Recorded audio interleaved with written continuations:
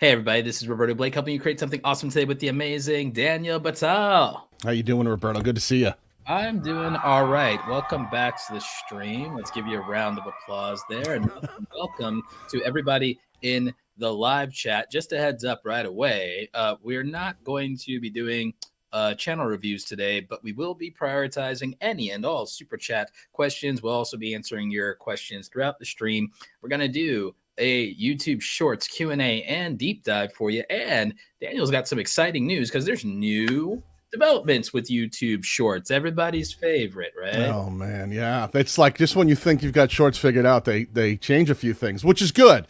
I think the thing that we have to realize here is there's been a lot of confusion about Shorts. I think people have had anxieties about should they put them on their main channel, should they not? But the thing that Roberto and I talk about a lot is that YouTube is an ever-evolving feature, right? They wanted to get it out there. They wanted to get it moving because things like TikTok were doing really well for people who are interested in watching video content. So YouTube wanted to make sure they had a feature that had skin in the game. But it's something that's changing. They're trying to get better at it. They're trying to make it a better feature for people who want to use YouTube to find video content. So we're going to see changes. We're going to see it evolve. What was true yesterday may not be true tomorrow. So yeah, it's like a roller coaster ride, pal. Yeah, no, I mean, definitely. I feel that there's a lot of different strategies that you could deploy against YouTube Shorts. Something I'm interested in, Daniel, and I like your opinion, is I'm taking a different approach to Shorts than I think a lot of people are. In fact, I'm taking a new approach to content. I want to go decentralized. I want to go. So to make it clear what that means to people is, instead of just loading up everything on my main YouTube channel where I have 500,000 plus subscribers and everything like that, with the fact knowing that not every video will resonate with all of those people, and that those 500,000 plus subscribers, that's people I've already served. That's not who my audience necessarily is. It's people I've served over a decade-long career. I'm not necessarily reaching or serving the needs of all 500,000 of those people that I've accumulated, by the way, over a decade-long career. So with that in mind, I don't really worry about that number as much as a lot of people would think. My plan with the idea of a decentralized, but this decentralized strategy may not be for a new content creator. It might be for somebody who's established in their niche, their brand, or it might be for a business.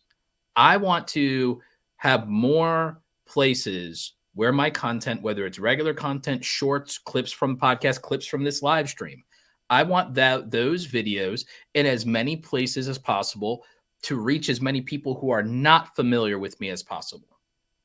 Yeah, well, I think the main word that you said right there that sometimes people don't bring into the conversation is strategy, having a content strategy. There is not one strategy for implementing Shorts. And I think that's where people get confused. Like, should I do Shorts or should I not do Shorts? And the real question is if you're going to use Shorts, how are you going to use them? It's not as simple as, well, I'll just start putting up Shorts. You really have to think about the audience you're serving, the way that those viewers react to what you bring to the conversation, and then how you're going to use Shorts effectively to further that conversation, whether that's on your channel, a separate channel, not using them at all, using them sparingly. There's a million different ways to do it, and that's one of the things we're going to be diving deeper into here today. Yeah, absolutely. Oh, we've got I have no idea what currency this is, but thank you for what's probably $10 US super chat, or super sticker rather. Kerala Blogs Jojo, thank you. Nice. For the first one of the day. But Daniel, did you have something you wanted to pull up on screen? I guess I have to add it to the stream. Yeah, that's right. If you want to add what I've shared, let me see if I can scroll in a little bit. This is the newest update that has a few people. Let me scroll in a bit here so it's a little more visible. This is one of the things that's been having people freaking out a little bit. This is a new change. Let me read it really quickly. That says, attention Shorts creators, to make it easier to create even more new content, you can now convert up to 60 seconds from your existing long-form content YouTube videos and turn them into Shorts using all the same editing tools that you know and love, such as text, timeline editors, filters, etc. This update will allow you to bring fresh life to your classic content and gives a new way to engage your audience. If you select a part of your video that's less than 60 seconds, you can shoot additional video, meaning if you grab a clip from one of your videos, you can actually add additional footage. You can shoot additional videos to with the Shorts camera, as well as upload more videos from your gallery to make it up to 60 seconds long. The shorts created from your VODs will link back to the longer form content so that people watching your short can see the original video too. Let me read that one more time, because this is something that I was stressing long before this feature ever existed. Shorts created from your longer form video on demand content will link back to the original long form videos so that people watching your short can see the original video too. Now listen, a lot of people have been asking me about this, and I had to dive in here to figure out what do they mean by linking back. So I'm going to quickly scroll in a little bit here and show you exactly what they're giving us as an example. Let me get my magnifying glass. If you look at this particular screen grab that they've added to the post, you can see that there's a play button that's been circled saying created from Hannah Warling. So this is this play button that apparently will be an overlay that if you're watching this, you could click it and then you would be able to access the longer form piece of content that is that this was derived from. Now, keep in mind, this can only be done with your own content. It has to be something that's on your channel existing. And you have to make sure that you have the clips feature enabled, which was one of the other things that they've talked about in this post. And if you don't know what that is, most people have it enabled by default. But right here, let me show you in case anybody is wondering. You'd need to log into your YouTube channel dashboard, click on settings, and then next to where it says channel, you want to go to the advanced settings and scroll to clips, and just make sure that's either checked or not checked to allow viewers to clip your content. The other viewers can clip your content. They can't make it into shorts. That's the new addition. We'll be able to do that. But you have to, in general, make sure that your clip feature is enabled. Interesting. Now, the thing that gets me about this is the fact that this is only for content on your own channel, and the fact that it cannot be, which I to some extent understand, because there's always going to be that issue of, do you want people to be able to use your content? Well, don't forget, now let's be clear here. There is another feature that you will see when you upload a video that is a sharing feature. Now, that's different. You can do short sharing. If you allow short sharing, I believe that's still predicated on audio only. Someone could grab a segment of your longer form video and use that audio in another short that they're creating, or another. It's a similar thing, but it's just sort of like it was sort of like YouTube's entry level response to, when you attach on, what do they call it on TikTok, when it's your stitching. So it's their version of stitching, where you can kind of add and use audio and connect to other people's content without technically stealing their content. You're just sort of using it and repurposing it in another way where you can respond to it and things. I do have some concerns about two things with, like, yes, that does help theoretically with content theft, but there's no real way to prevent content theft. We all have to kind of learn to live with that a little bit. It's just how it is. However, what's interesting to me is that it does seem like these features push more toward a centralized shorts strategy of, okay, shorts, we want shorts on your channel.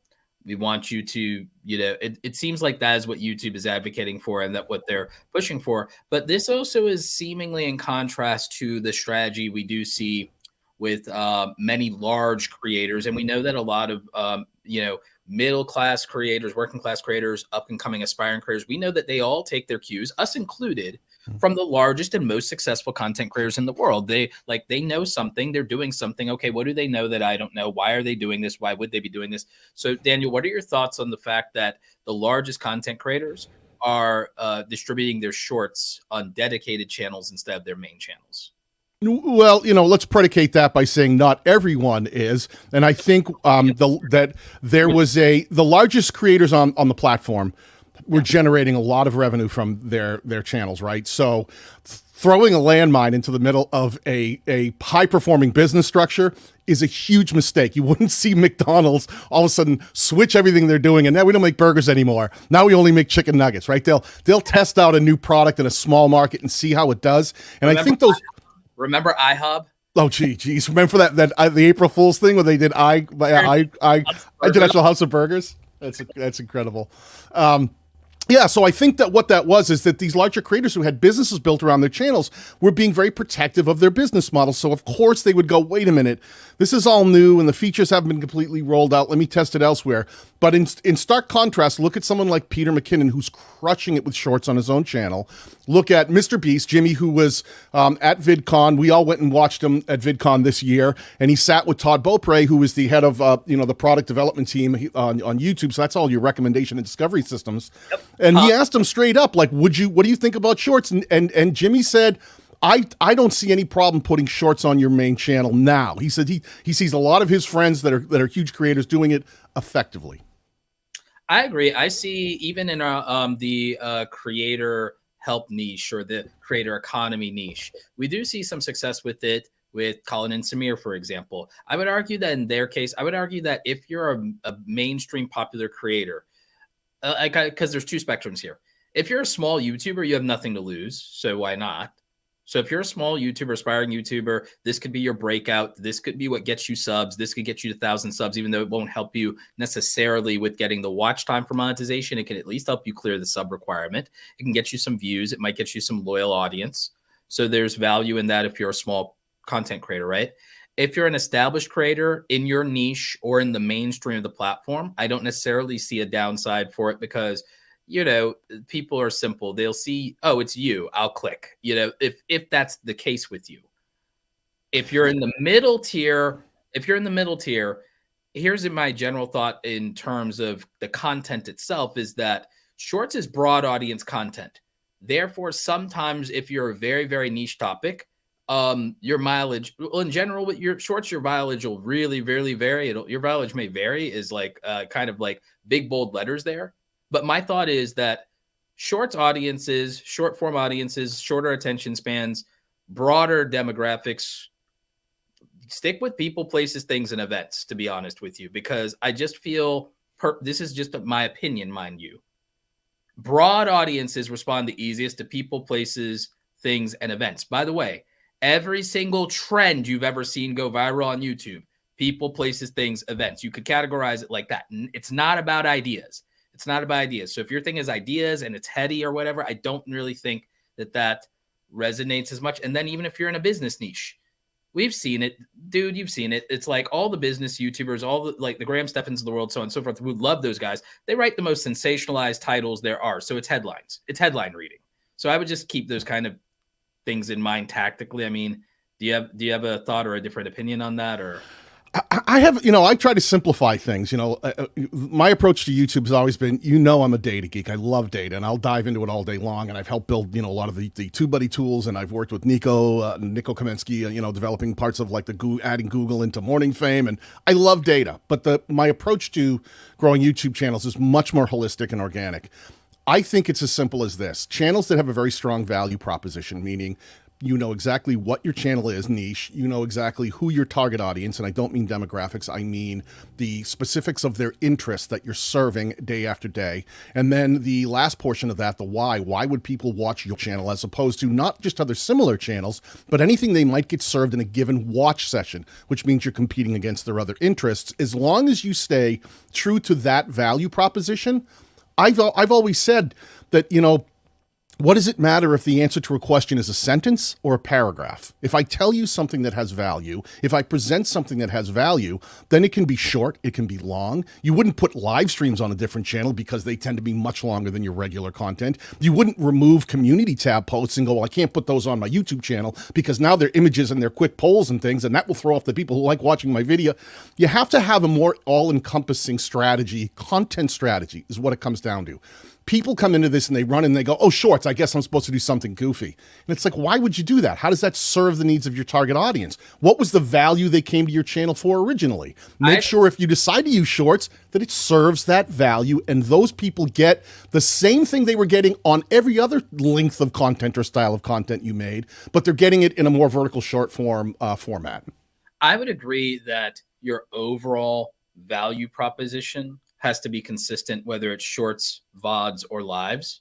However, I think that formats themselves create a value proposition, and sometimes that can be radically different because it could be about your brand positioning. If you brand position in a certain way, I don't think that shorts would work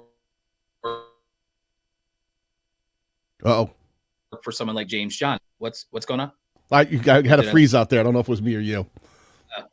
You froze for a second, so and maybe it was Universal. So like James Johnny is positioned and known for his long form documentary, almost Netflix-esque quality deep dives into the world of controversial topics, whether it's he tackled something on MLMs, he tackled the student loan crisis, he tackled the crypto bubble, like things like this. Would his audience watch short form content? Maybe on those topics, they may be. And those topics, could they fit short content? Yes. But he's positioned his brand as essentially a documentary film faker. I don't think that shorts work on his main channel because of his brand positioning and what his unique value proposition is. So I just want to kind of like set the tone of like, okay, in the same way that, by the way, I don't think live streams necessarily, traditional live streams, I don't think necessarily would work on his channel. Let me interject. It's not that they wouldn't work, but you know, based on the style of content he's making, it may not make sense. He would have to strategically figure out a way to go, if I'm going to do live streams, I need to figure out a way that it would make sense for the people who come here for this particular brand of content that they're used to getting. Right. Well, I would say also to your point about established channels is he's established a very specific position for himself. I don't think there's enough potential reward to do lives or shorts on his main channel. But if he wanted to express himself, I think, and talk about his process and his filmmaking, I do think he starts another channel, and maybe it's a live stream podcast to reduce editing creep, to not affect the editing time devoted to making these films, these documentary style type films. I do think using maybe YouTube stories instead of shorts to directly talk to the fan base in short form works for his main channel. I think so. It's like, you know, so to your point, I believe in holistic strategies, but I also do believe there are qualifying and disqualifying elements for choosing like how you approach content. But I want your opinion on this. We have a question from Scam Hunters, that's a great name for a channel. Love and it's it. a great thesis of a channel. How can you have a shorts if you take calls and bust scammers? Oh, exactly. If your think of what I said earlier, when it comes to value proposition, if your entire channel is all about taking calls from someone and busting a scammer and hitting them back, I think that that's perfectly aligned where you would go a short where it's like you take the highlight of that, your best recovery lines. Like you've got up to 60 seconds. You're telling me that all of your conversations were taking calls lasted 15 minutes. They may, but I would have found those highlight things and I would have gone fast paced, bam, bam, bam, bam, and showed like some of those funniest one-liners where someone who was calling you turn the tables on them and you hit them back with that killer one line. Because my guess is a lot of this is that sort of the entertainment value of watching you turn the tables on them. So those one-liners would be the kind of thing that I would be like, that was hysterical. That would be like me watching a highlight clip from a comedy channel where they're really crushing it with the audience and then maybe pushing back to the longer form full performance on their channel. So this is an easy one for me. Stick with your value. I like that. I like that a lot. I also even like, maybe even for shorts, taking almost Caleb City. You're familiar with Caleb City? One of the greatest comedians on YouTube. Yep. Is skits content, right? Like scammers in real life, and do even a skit that's based on like a hyperbolized skit based on one of your favorite scam calls and everything, where you act it out, and it like as in real life, scammers in real life. It's like scammers in real life, #1, scammers in real life, part 7, scammers in real. I could see a short series of scammers in real life skits being in that same value proposition of. And it also, again, it can change the tonality of, hey, you bust scammers, and that's great, and it's like public service, hats off to you. But at the same time, maybe to not have that audience always be so like negative or even potentially aggressive, add and inject some humor possibly into it. Again, it depends on what your personality and your ability to execute on that is. But the thing is, it's like, I may not necessarily dial into one of your regular videos because I don't want to piss myself off. I don't want to get angry. And like, you know, my punching bag is in storage. So it's like, for me, that's that's a no from me. Like that's a no from me. My punching bag's in storage, right? So, but if I scroll in shorts and then I'm watching this scammers in real life and I just like am in stitches and I'm rolling and I'm laughing, then that's a like yes from me, and maybe that's a sub. You know, maybe that's a super thanks. Maybe that's me sharing it in my text group with 20 of my friends, be like, hey, you gotta watch this guy. He's hilarious. And then Well, maybe that leads to long form views later. There's a strategy that I've been implementing extremely successfully on my channel where I take short form content. It's not necessarily, in that case, we're talking more of a highlight thing, which I think would work great, but pushing back to long form content is something I've been saying since day one, that you do not need. Everyone's like, I'm not going to do shorts. What? I'm going to get out there and do silly dances. And I'm like, boy, are you not understanding what short form content means? Just because it goes to 9:16 and it's shorter, why do you all of a sudden think you need to start dancing and doing all the silly things that other people are doing on TikTok? Stay true to your thing. I've said all along, I remember having a conversation with Dara Leaves where I said, you know, so even someone like Mark Roberto, who's had huge success on doing these really deep dive scientific videos, he does stuff like, you know, because he worked for NASA, you know, so, you know, he'll build like Mars rovers. So, you know, there's a guy who also built these great glitter bombs, right? When people would try to steal his UPS packages. Do a glitter bomb compilation in 60 seconds. Perfect, right? Like those like really get a quick 60 seconds of the highlights of the best, like grab it, bring it home, exploding, like, and go bang, bang, bang. If you want to, and then end it with, if you want to watch how you know, if you want to watch how I built the glitter bomb, click here. And I do that very same thing on my channel. And every single time I do it, the short is the highest suggesting video to the long form content, not by a factor of 2 or 3. It's 4 to 6 times more effective to getting people to watch long form content. I'll pull up that data after. And not only do they watch the long form content, they watch it longer than they do when it's served to them elsewhere, because I'm pre-qualifying those viewers. Someone who's willing to, who says, someone might watch the short and go, yeah, I don't want to watch the longer one. I'm going to go on to the next short. But someone who does has already been pre-qualified as someone who's going, yep, I want to see more. I want to see the whole experience. I want to see how you built that glitter bomb or whatever that thing you're doing. So you've already pre-qualified them and filtered them as someone who's interested. They're not tire kickers like some of the views that you will find in suggested would be. I agree. Oh, let me do one other thing here. Can you share before we pull this one up, hold on to that comment, but share my screen for 1 minute. I want to show you, this is the, just so you know what's going on here with this new feature. We kind of didn't make sure we didn't explain it completely. Go full screen with my share here for a second, Roberto. This is just a mobile view. This thing we're talking about, if you pull up one of your videos, if you're on your channel and you pull up one of your videos, what you will find now, oh, I'm sorry. I'm gonna have to disconnect AirPlay. Go pull up that question. I'm sorry. It'll take me a second. Okay. All right. In the meantime, I will field this question. Oh, wait. Let me do it this way. All right. So this is an interesting question, but it's also a comment. It's actually really strong. Here, give me a second. Epic DIZ. I've gone from 500 to almost 10K subs in 8 days because of YouTube Shorts. I've noticed an uptick in my long form since. I'm worried it's made people outside of my niche sub and make King Farm harder to take off. I don't know what King Farm is. I think that's a misspelling of long form, is right? A long form. Okay. Yeah. All right. That's probably just massive typos there. Long form harder to take off. So my thought on this is I wouldn't worry about it in the sense that it's just a different audience or subsection of your audience. One of the biggest creators purely from shorts content that I've ever seen is Max the Meat Guy. Had wonderful conversations with him in Clubhouse and in Twitter. I'd love to actually interview him coming up. Maybe I should just fly out to wherever he is, interview him, and like get free food. But get all the meats, right? So the thing is, maybe we do it together, Daniel. Maybe like we do it together. I'm in. Free food. But the cool thing is, it's interesting because like his shorts disproportionately outperform his long form and his live streams. We maybe even bring up the channel later. We'll probably pull it up to show you what I'm talking about. But sure, yeah, his shorts, it's not even close. It's not even close. His entire channel might as well have been, you could argue, built off of shorts.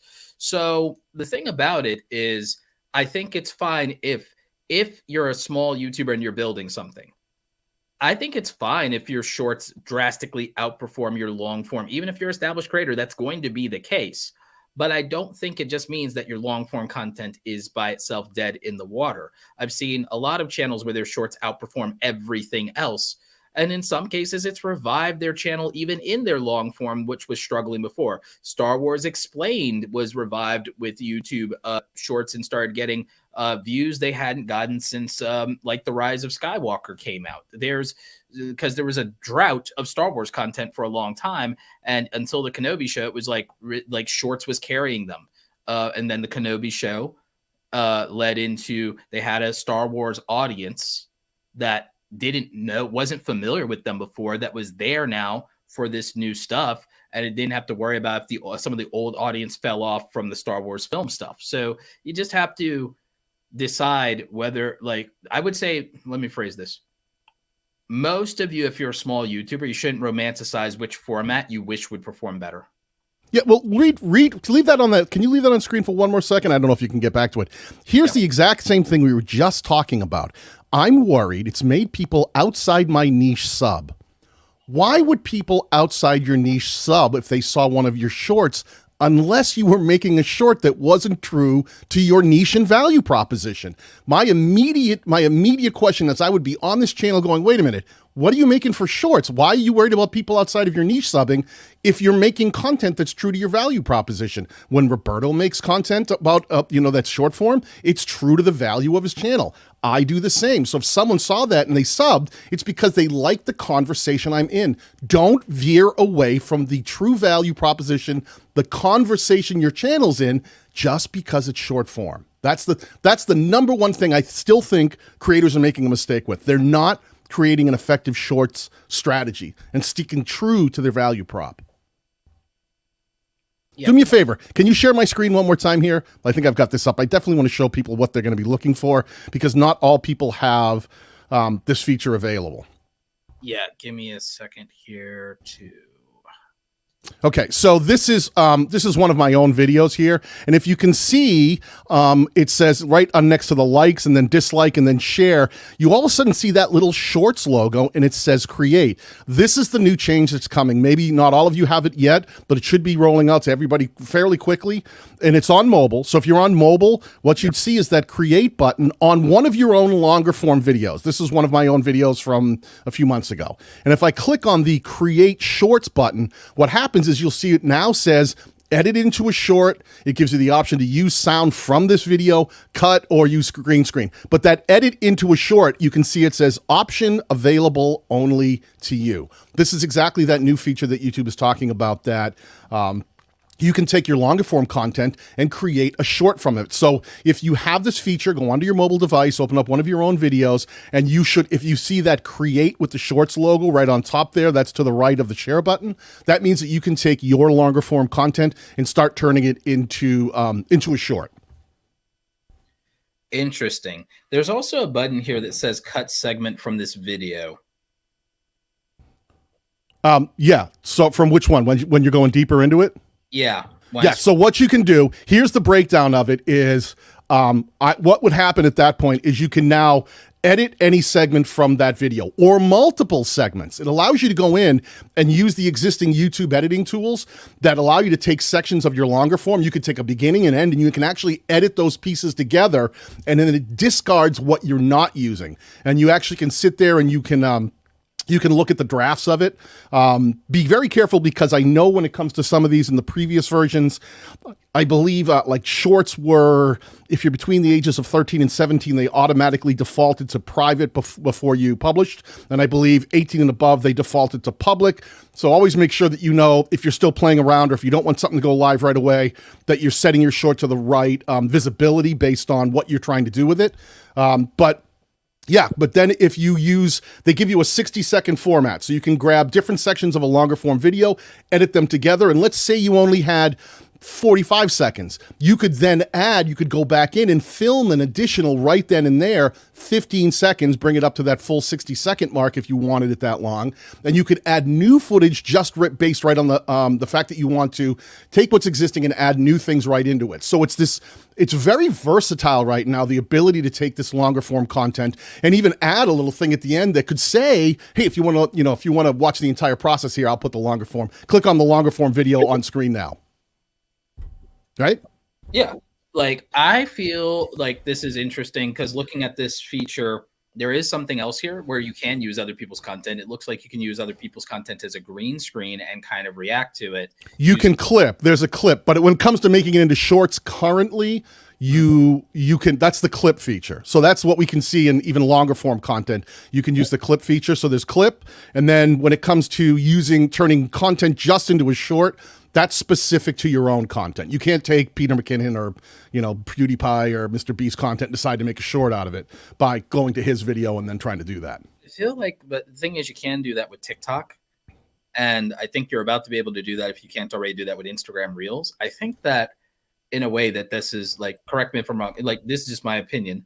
I think that the menu, I love features. You know me, I'm a features guy. I love features, but don't you feel like that's getting a little confusing for people? It's like, I mean, we like simple. Don't you think it's like getting a little convoluted? I think that they're working their way through it. I think it is confused. Right in the chat right now, I'm seeing Mr. Dean Inman in the chat. Good to see you, pal. Right above Dee's chat from Genealogy with Amy Johnson-Crow. She says, so the cut feature will make a new video, but it doesn't automatically make it link to the short like a new feature does. I'm confused.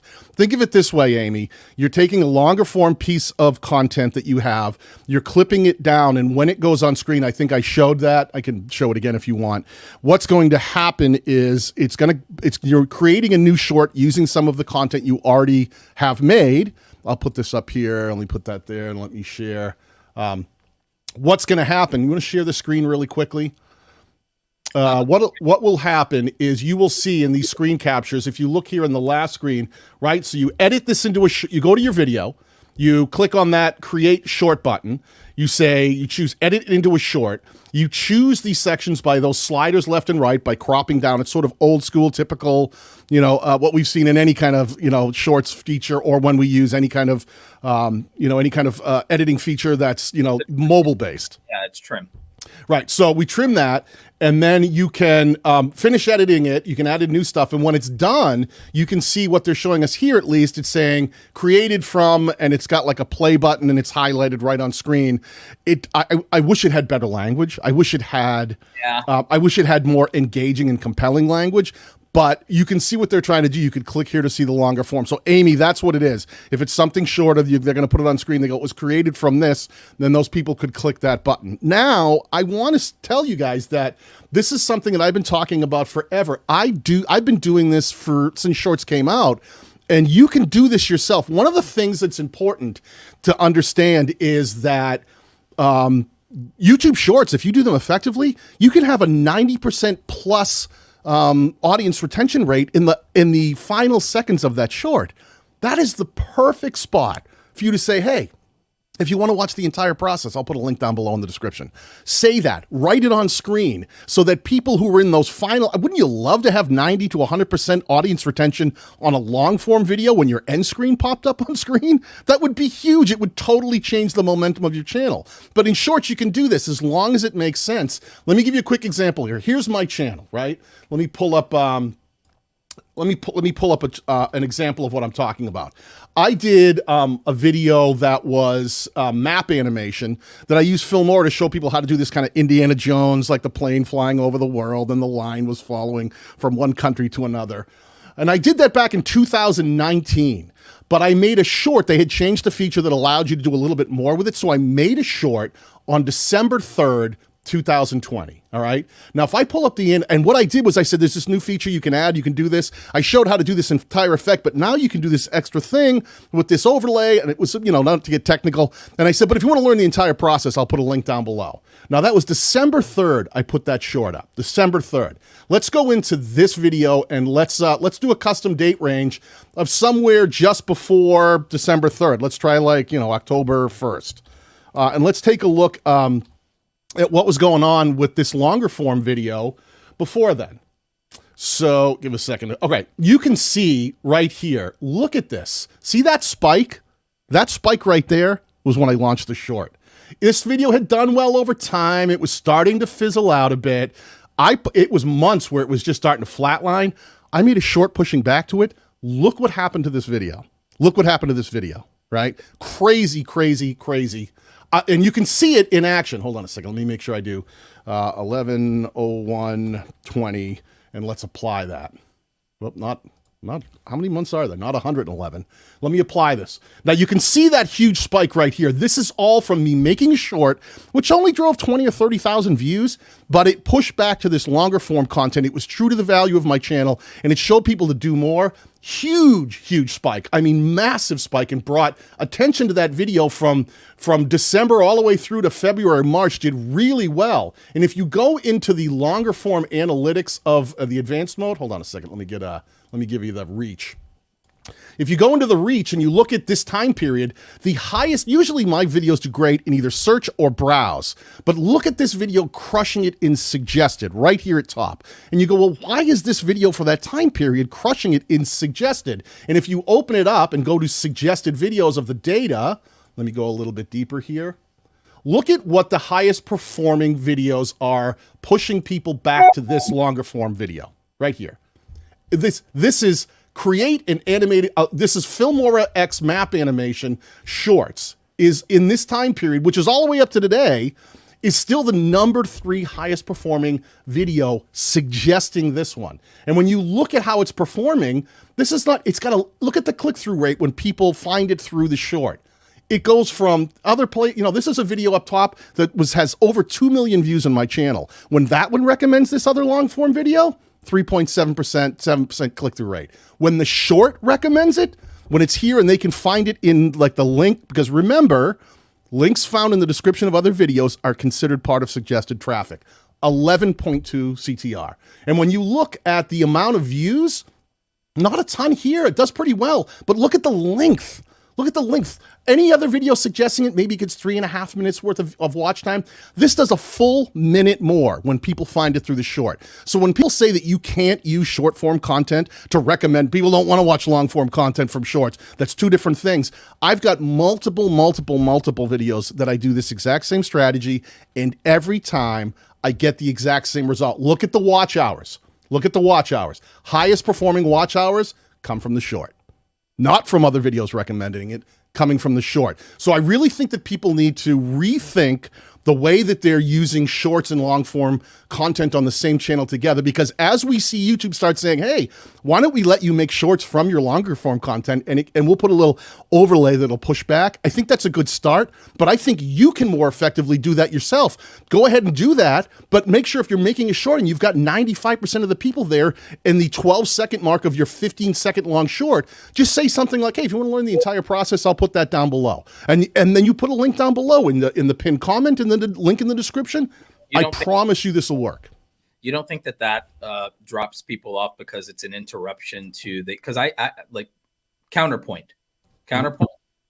I think that the shorts audience psychologically is going to be the most impatient, lowest attention span, and most selfish audience they don't want sales pitches. I don't think most of them want the added value. I think the majority. Now, again, you could siphon a good chunk out of that minority. I'm just trying to, in my mind, set some realistic expectations. Is like shorts viewers just it's a junk food, fast food moment. They're like, they want to go. Well, hang on a second. I think that's the mentality, and that's a great counterpoint. And I think that's amazing that you bring that up, because I think a lot of people think that way.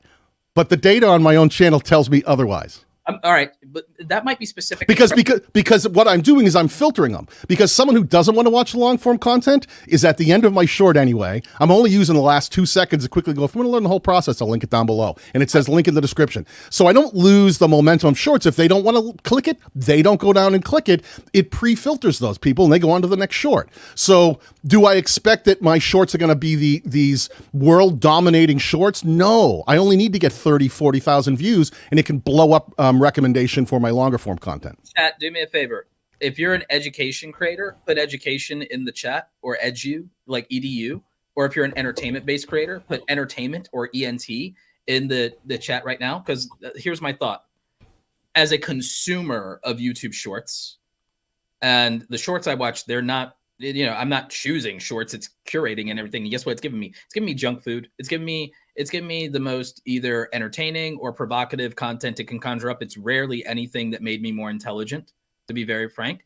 You and I make content that is designed to make people more intelligent, better their lives, give them actionable advice, do something specific. That's our content. And that's still our value proposition in our shorts. Yes. I don't think that's the majority of people on YouTube that are making content are not education. Education is probably, if we're being generous, it'd be 20 to 30% of the content on the platform. Well, I think when we say education, let's be clear, we're saying resource or utility channels, things that people go to learn something, figure something out, learn a skill, answer a question, that kind of thing, right? And if we're being generous, I would say it's 20 to 30% of creators, but I would say it's 15 to 20% of the overall entire inventory of YouTube. I would say it's 20 to 30% of creators and 20% of the overall inventory. Most of YouTube is entertainment driven, lifestyle driven, so on and so forth. That's just. But now take a look at the answers you got in our chat and the community that we tend to speak to. Yeah, no, I agree with our community is very niche,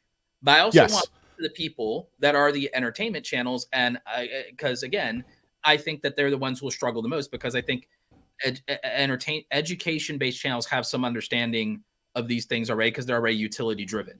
I think entertainment is more abstract, so I think it's the harder challenge to address. So in acknowledging that, what I want to say is, as a viewer of entertainment on YouTube Shorts and the way I do it, to my knowledge, there's the minority, no matter how many shorts I watch from a lot of these people, I've subscribed to the minority of them. I've watched the long form content of the minority of them.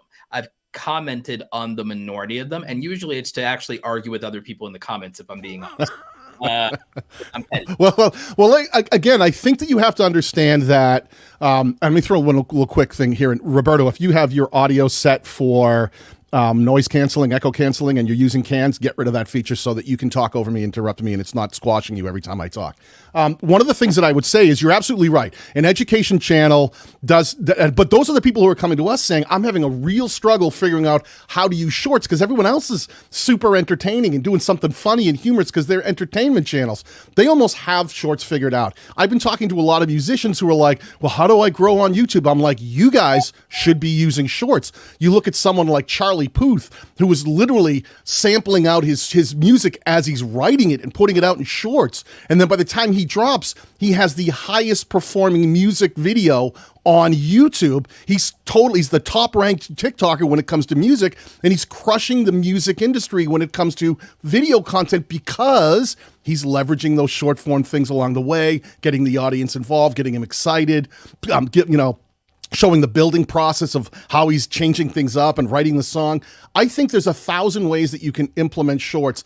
The trick here is you have to stop thinking that shorts are what you've seen and start thinking, how can I make shorts my way that gives value to my community in a way that they would love this and go, that was great. I loved watching that. In the same way that I watch a Peter McKinnon drop shorts about some really cool camera stuff, like a vintage antique camera, when I'm used to going to his channel where he talks about cameras and photography. I feel like Peter McKinnon, like many of the big YouTubers that we see do that stuff, and I agree with most of what you said. It's like Peter McKinnon's Peter McKinnon. Peter McKinnon literally can get 1 million views making a short video about coffee roast. Yeah. Well, he never talks about coffee on his channel, does he? Peter McKinnon, right? But I'm saying Peter McKinnon could make a video about anything and get 250,000 views. I don't think I've seen. Well, hang on. Let's not fall into the trap that we think just because you're right. I hear that a lot. Like Mr. Beast could just put a blank screen and because he throws away money. You know as well as I do that Peter McKinnon probably is less concerned with his analytics, but every one of these large creators freaks out and they'll change thumbnails. Mr. Beast spends more time paying attention to making sure every video performs. I agree with that, Daniel. But as a consumer of those people, I know bloody well that I'm stupid. And if I see Peter McKinnon, I'm just going to click on the damn video. I'm in because everybody else, just like everybody, there's 250,000 to 1 million of us that if we see one of the like 300 US YouTubers that everyone actually watches, and we see their face in a thumbnail, and we don't see anything else more interesting in our scroll or on our homepage, we're just going to click the bloody video. You know that. I know that. That's how it is. So I don't always love, and we do use them as an example. I just don't always love the idea of, because they are intentional. Get me wrong. I say that they never make random videos for the most part. They make strategic videos. They're also playing a very different game than a lot of people, but we can still learn a lot from that. I'm just pushing back just a little bit in the sense of, because I think we violently agree on make a holistic strategy for your channel. Don't change your value proposition just because you've changed formats. Look, the live stream value proposition hasn't changed, but it's not just, we could do this about YouTube Shorts. I could also sit here and we could also roast people's thumbnails. I could do an entire photo. Can we do that? One day, like next week, you want to just roast thumbnails? Yeah, oh yes. Yeah, oh, yes. Anytime you're ready. We can just in a lighthearted but positive way. Lighthearted but positive way. And constructive to the viewer. Yes. Yes. No, it'll be great for clipping that.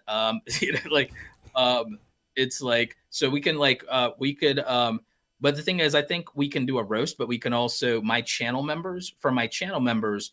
my channel members submit thumbnails that we could maybe re-edit, and that would be dope to just show what our take on a thumbnail would be from my channel members. So that's going to be a members only. Sure, but exactly what you're talking about here is exactly what people should be taking away. When you think about how you're going to incorporate live streams into your channel in a way that's effective, you don't go live every week. You go live when you feel you have something important to say that helps the conversation that you cover on your channel, overall. And I think coming back to the shorts statement is just that. You don't have to publish a short every day.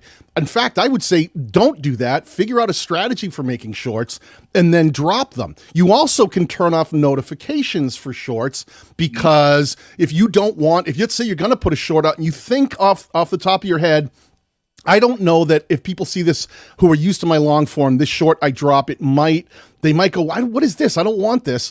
Then you can turn off notifications and let that short organically either find its way into the short shelf or start showing up in places like browse. It's a slower path to velocity, but it takes it out of that notifications feed where people who you may think only want to watch long form content, it's not tapping them on the shoulder going, hey, Roberto's got a new short out. You should watch his short. Here's his short. Because that's another thing too, that when we were at VidCon, so Todd Beaupre talking to Mr. Beast, one of the things he said was, here was one of the problems YouTube ran into. When they first introduced shorts, what the AI, he calls it the algorithm, I hate when they call it that. Mm-hmm. The problem is that people would go and they'd watch 20 or 30 up to 200 shorts because they're so short. And then they would go back to YouTube the next day, and guess what happened? They started getting served a whole bunch of short form content because, as Todd said, like their systems weren't built to properly incorporate that shorts information and data in the viewer behavior, which is everything, right? Viewer behavior. That's how YouTube learns what to recommend it to viewers. Know how to differentiate it. Yeah, so Todd said they started coming out, and that person would come back and get smashed with a whole bunch of short form, and they go, whoa, I was enjoying shorts yesterday for an hour, but that doesn't mean I want my YouTube experience to be turned into nothing but shorts. So then they stepped in and they said, we need to switch that. And in this newest conversation, what they've said is, Todd said that day they swapped the way that works, where longer form content and short form content are separated now in the way that YouTube thinks about it. They're not necessarily going to start, if people watch a lot of shorts, they're not going to just serve you all short form content. So they've separated those a bit. In viewer behavior, watch history, because what I've told people, and this is, by the way, what's been working with me with doing the daily uploads, which I missed a little bit this weekend, but I actually had a technical issue. I had a technical issue, and then we had a problem because of the storms out here. But I'll be back to daily or near daily for all of August. That's a challenge I'm doing for myself. I say that to say this. Watch history, in my opinion, has always been, you want to be, as best as you can, have some content from you in the last 100 videos that someone might have watched. Now, I believe that shorts changes that conversation about how many videos that is in terms of the last 100, and maybe the goal is now to be in the last 500 or 1,000 videos people have watched. But again, if you can be in the last 100 to the last 1,000 videos that is in somebody's watch history, or a type of person's watch history, or a group of people's watch history, that's your real secret advantage to momentum, growth, and impressions. You want to talk about, I want more impressions. I'll tell you the secret. One, better retention rates to get you more impressions. more reach. You want more reach, get better response. Start with better response. That will lead to more reach. But also reach, response, recurring viewership. That returning viewers metric, that's key here. And if that also can be a specific type of person, you're more likely to prove to YouTube that you will get a response from a specific type of person. Now make that clear here. Returning viewers, not necessarily returning subscribers. Exactly. Returning viewers. Exactly so. And by the way, I like, as much as we love all of our subscribers to validate us by watching our videos, the thing is your growth will come from reaching people you have not already reached, but are exactly the type of person that you would like to reach. Growth is coming from new people, but it can be spurred on by renewal, aka doubling down on your value proposition, doubling down on the why should somebody watch you? Why should somebody watch? Doubling down on that. That's where, for me, sprints where you might do something like daily, sprints where you might schedule a month of doing a couple of live streams or something like that. Sprints where you do collaborations, a bunch of collaborations for a month or a quarter or a 90-day cycle. Sprints where you go on a bunch of podcasts, like when you drop a book or do a merch drop, like something that supports your creator business. You have to, again, thinking strategically, planning, thinking top level like this, and letting the data kind of drive some of these decisions, but we're also helping you understand the specific data. We're not just telling our opinions. We are interjecting our opinions, but even those opinions have been formulated from data, experience, and evidence. A lot of times I will do things like say, well, not only the data I have from myself and other channels, same with Daniel, but I also go back and go, what am I doing when I'm just a mindless viewer? What am I doing when I'm sitting? What am I doing when I'm like, after I push publish and it's 10:30, 11:30 at night, and I'm supposed to be asleep, but I can't, but insomnia is killing me. What are those 100 shorts I watched, and what did I do, and how many people did I fight with in the comments, and what triggered me? What made me do that? What made me go from shorts back to saying screw this and going back to regular YouTube? And then when YouTube starts serving me on my homepage, and I go, you know what? They gave me that because I watched that. I saw 20 shorts from that person. This is why it's in my homepage now. Like so watching. Journaling that stuff could help you. Just journaling what's happening to me as a viewer. How is the algorithm, or rather, how's the AI responding to how I'm behaving? What am I putting into YouTube? And then what's my viewer experience that I'm getting back? That's what I think about. That's what keeps me up at night. Oh, same thing. Quick, in the chat here, you have a $5 super chat from Payo Time LA Rams. Might want to pop that up. Yep. Scrolling. And thank you for that. I had put a lot of work into my shorts that seem to always underperform. My view time is good on shorts, but I can't seem to get the titles right.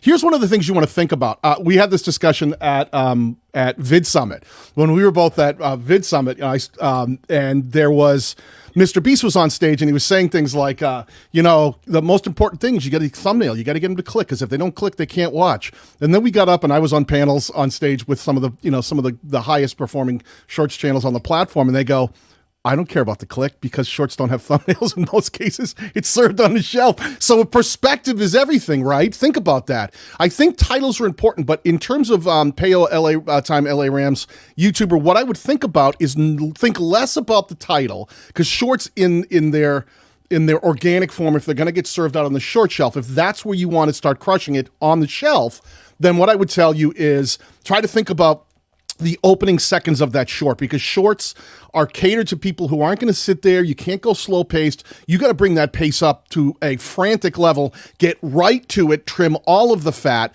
and hit them with that value so that short in and of itself crushes it. Don't waste any time. Don't give people things like you would in a longer form content that's going to take time to get to the point, or see how long we're taking in this live stream here. Can't do that on a short. You got to think about the method of delivery, and people are there, and they're going to, in a second, they're going to decide whether to go to the next short. So you got to come out swinging when you come out, and you're going to make that really strong piece of content that might be talking about, what is that? Maybe LA Rams Payo Time. Maybe it's a gambling, who to bet. I don't know. Maybe it's fantasy football. I think it's sports. Sports, yeah, I mean sports, but I don't know if it's like fantasy football payout time. How am I going to make money? Whatever it is, make sure that you're getting right to the strongest pieces of information that someone who, let's say, was interested in the LA Rams would immediately go, "Oh man, I had saw the short come up, and I was totally sucked down the rabbit hole." Let me give you an example of this. Roberto, can you share my screen up here? Yeah, I can. Okay, this is one of my coaching clients. His name is Tinkerman Mick, and he's someone that was, he'd show you how to like pull apart your iPhone and clean parts out. He got way into gaming, like the remotes and how to get like how to refurbish an old dusty old beat up, Xbox or, Xbox 360. And he started diving into shorts. But they all were true to the value proposition of cleaning, repairing little things. Look at how effectively he's been able to crush it. 10 million views on this short right here in the last year. 6 months ago, 1.1 million views. Another million views 7 months ago. 10 million 8 months ago. I've sat and done consultations with Mick. I won't try not to speak out of turn here, but we've sat and we've talked about how to effectively use the shorts and leverage them. And we went into his back end. He wasn't making, there's no real money from shorts. They have $100 million slush fund that they pay out, but there's no real money in it. Where he drives the most amount of money is long form content. So we had to come up with a strategy to make sure that he was dumping longer form content that was doing well on his channel to make sure that his AdSense revenue was up where he wanted it to be. But in the meantime, he was able to leverage this up. He was at maybe 30 or 40,000 subscribers, and then he crushed it. He's at 230,000 subscribers. So people were coming. His channel's growing. It works out really well. Some people like his short. Some people like shorts and long form. Some people just like the long form. But he's got them all on the same channel, and he's blowing up on the platform, staying true to the original value of just showing people how to do certain things with their gaming, repairing them, tinkering around with them, modifying them. And all of his content serves that value. This is a perfect example of using shorts effectively on a channel, staying true to your value proposition so that no matter what you make, the person who comes there is going to get the same value from a short they're going to get from a longer form piece of content. Let me ask you this, using Tinkerman Mick as an example, and I love this channel, by the way. I love the branding of this. I love the whole hands on top down. I love those kind of things. A lot of people do, but here's the thing. Remember what I said before about how I think that what works with shorts audience is because they're so broad and it has to reach to perform. It has to reach all these people, and they may not have as many things in common. Like Tinkerman Mick, even if you're not a gamer, you could just enjoy watching this no matter what. Like my mother could enjoy watching Tinkerman Mick just because there is something satisfying to literally just watching people take things apart and put them together.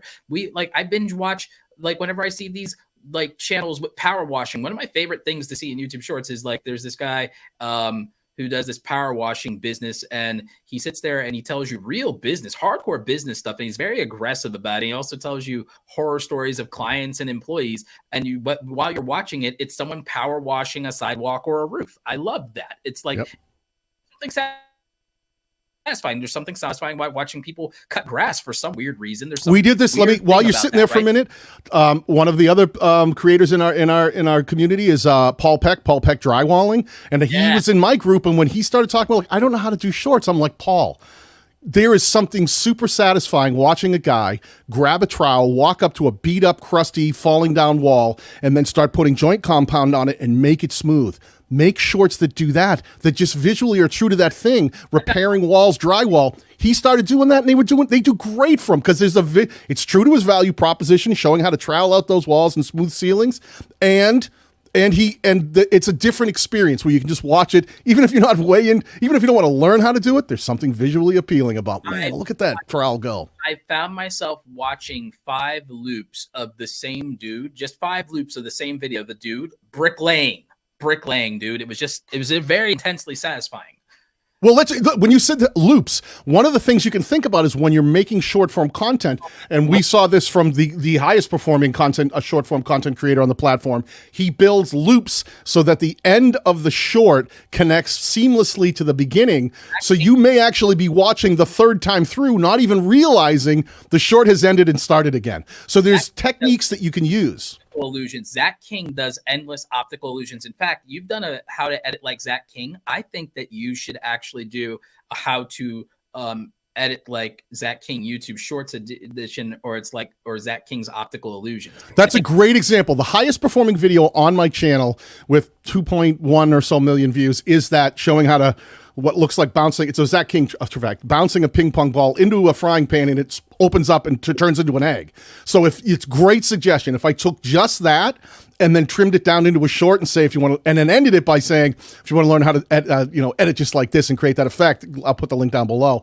That's a great suggestion. It's something I should do because I can show the effect, and then I can say there's actually, if you want to learn how to do it, go to this longer form. Perfect example of providing something that's true to my value proposition of teaching creators how to make better video content in order to upload it to YouTube and grow a channel around it. So that would be a perfect example of staying true to it. I'm showing you a video effect and how it happens. And then if you want to learn the entire, so you can go, well, that was really cool. I saw the video of the visual video effect right there. How do I make that? If you're interested, go watch the longer form. If you're not, you still saw a cool thing where it was like a cool video editing trick that bounced a ping pong ball and turned into a fried egg. Yep, exactly. Hey, wait, Renee Ritchie, we got to stop and say congratulations on all the success you've been having recently. Yep. Renee Ritchie, if you don't know, is the new YouTube creator liaison, following in the footsteps of Matt Koval, dear friend of ours, as is Renee. And Renee says subscribers are not viewers. They hit a button at some point in the time, and we love them for it. But regular viewers, regardless of sub status, is what matters. Get in touch.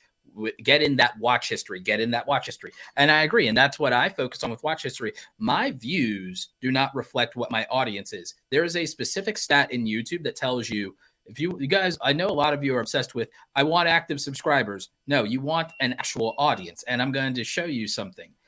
The only thing that tells you how big your audience is not a public vanity metric. It's not how many views you have. It's this one thing: unique viewers. Unique viewers is the only thing that is what your actual audience is. I have 100,000 people in the last 28 days that rock with me. That is what your actual audience is. Not your subscriber count. That's what your actual audience is.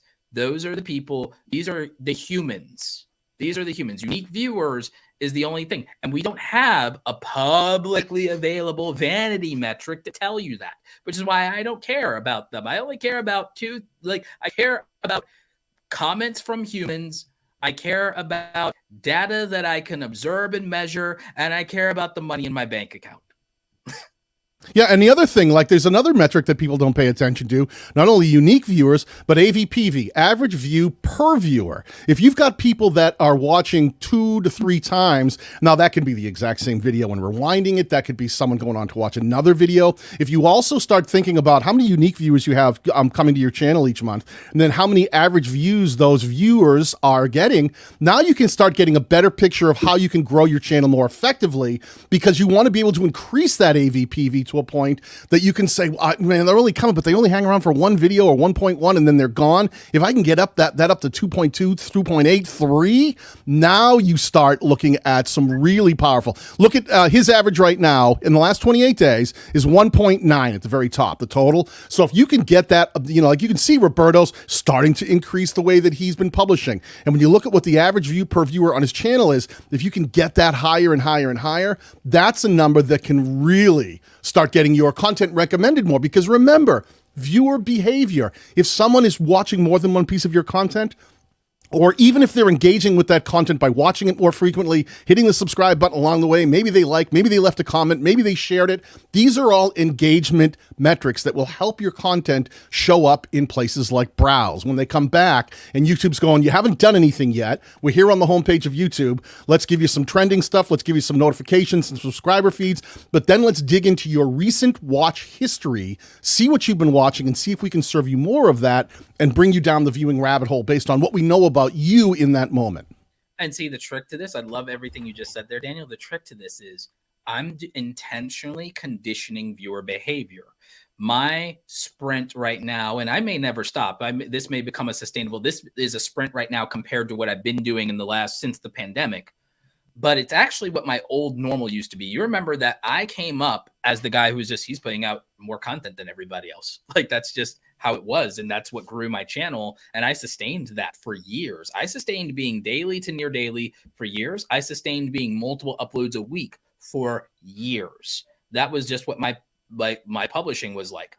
Going back to my roots is of what did that is I believe that something no one talks about is that you get to condition viewer behavior. You actually get to condition it if you're intentional. So that's why not only have I been putting out these daily uploads, but what have I been doing? You may have noticed I pick a week and I've been kind of picking a theme / series to do in that week where I focus on a specific thing. Next week, I'm going to be focused on monetization instead of growth. This week was video editing related because I was like, okay, what's the issue with my viewers? They keep saying that they can't be consistent and that editing is the bottleneck to them making content and that they need to be able to edit faster and that they want to make higher quality content. So what did my videos focus on? It focused on those things. And did those videos get as many views as the growth videos? No.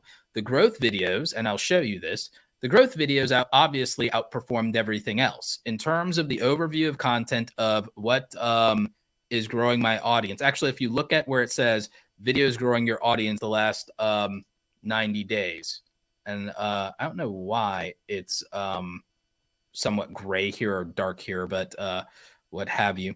But all right, what's growing the audience? The things that grew most was the update for small YouTubers monetization and the 1,000 subscribers video. And you see everything else was, and that was moderate in terms of new viewers who returned and what's growing my audience. You see that the rest of this switch your view to up in the upper right to the last 90 days. Okay. Let's do that. Let me see if that brings that back to light. No, I think it may be a little better, but yeah. It's based on 90 days. So, yeah. Look, but you can see the kind of stuff that's really moving you forward. Like that's super intentional stuff of the strategy. You know, the idea of really thinking about your content in a different way is the thing that I love that you talk about, Roberto, is really, you know, it's not just make stuff, throw it out there and see what sticks to the wall. That's a great way to start a channel. That's a great way to learn about your audience. I mean, Roberto has said more than anybody, make that first 100 videos, whether they're great or whether they're crappy, make them to start learning not only more about your audience, but to become a better content creator and learning to communicate effectively and trigger your audience and compel them to watch. That's the thing that we learn. But here we're in that same place now with things like shorts. We're learning how to communicate with our same target audience, but using some of the new features available. I can remember when ads were brought to YouTube and everyone said, that's it. I'm never going to watch another video because of these stupid ads that are being played. And the reality is now this is how we make our money on YouTube. Everyone's used to it. You can get premium and shut them off if you want. I remember when everyone used to like crucify you if you dared to start a Patreon. How dare you? And ads are not enough for you, you greedy SOB. Like, I remember people used to crucify you. I remember when people said, when YouTube Premium used to be called YouTube Red, I had friends, dear friends of mine, who said this is going to be the end of YouTube and that they were looking at other options and everything like that. I'm like, are you kidding? It's like everything is always the end of, everything is always ruining YouTube. Now, again, I have my feelings about TikTok specifically ruining Western civilization entirely and like being a menace to society, but that's different. But it's like, yeah. But that's a rant video that you can look forward to at some point. I look forward to it. Hey, really quickly, before I don't want to interrupt you, but thank you, Doug Hewson. Scroll back a little bit. We've got a $10 super chat from Sewing Report. Doug pointed out in the chat. Thank you. Might want to pop up there on screen. I am scrolling for it, and found it. And I always highlight these, by the way, so that I can hit them later. Sewing Report. Thank you so much. $10 super chat. Do you think posting shorts from older evergreen throwback videos for a craft channel would be a good strategy? I'm thinking it won't fatigue current viewers if they haven't seen that content before. Actually, for a craft channel, your opinion on this. Remember what we even said with your friend Tinkerman Mick. Tinkerman Mick. Yeah. People, places, things. I think when we get to see things and we see things like crafting, we see things like woodworking, we see things like bricklaying, we see things like that, yard work.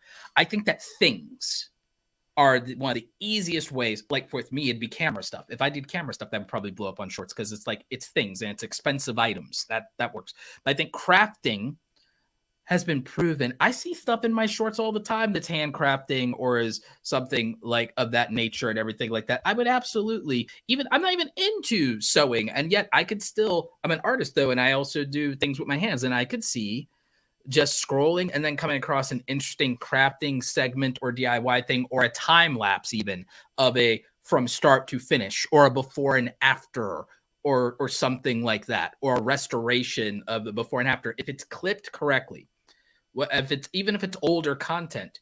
We don't know that. Again, not everybody has seen that. That's the thing. I think shorts is the biggest advantage if you consider ignoring your existing subscribership, but not the potential audience you want to reach, the type of person. I think it's your best shot to reach the type of person that you want to reach who has not seen you before or not subscribed yet.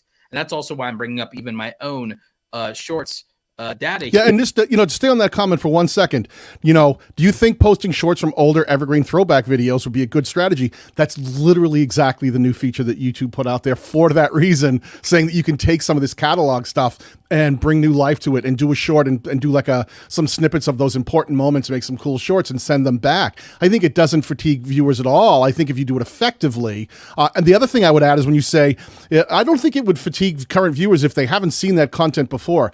This is one of the things I always try to pound into people's heads. I don't care how many community members or how many people say, I love your channel, I've watched every video. No, they haven't. No, they haven't. I promise you they haven't. Especially when I can look at my content and I've got, not as many as Roberto. I maybe have 220,000 subscribers, but the amount of videos that I have that are in the millions of views range is only 1 or 2. Whereas most of my content hangs around, 75,000 views, 150,000 views, 500,000 views, maybe on ones that have been around for a while and done well evergreen. Always assume that you're making content not for your community, but also for the target audience, which is people who have never seen your content before. That's how we grow channels. We grow channels by connecting with people who have no idea who we are. So absolutely dig into that back catalog and start presenting it in a new way so that you can, if you've got a great video that is still super relevant, repurpose some of that stuff into a short and bring some views back to that and push back to the longer form. Yeah, no, I agree. Something I'm trying to do and drill down into here is I want to see if for my shorts, I want to see if it can tell me whether or not those viewers were subscribers. And it may or may not have that.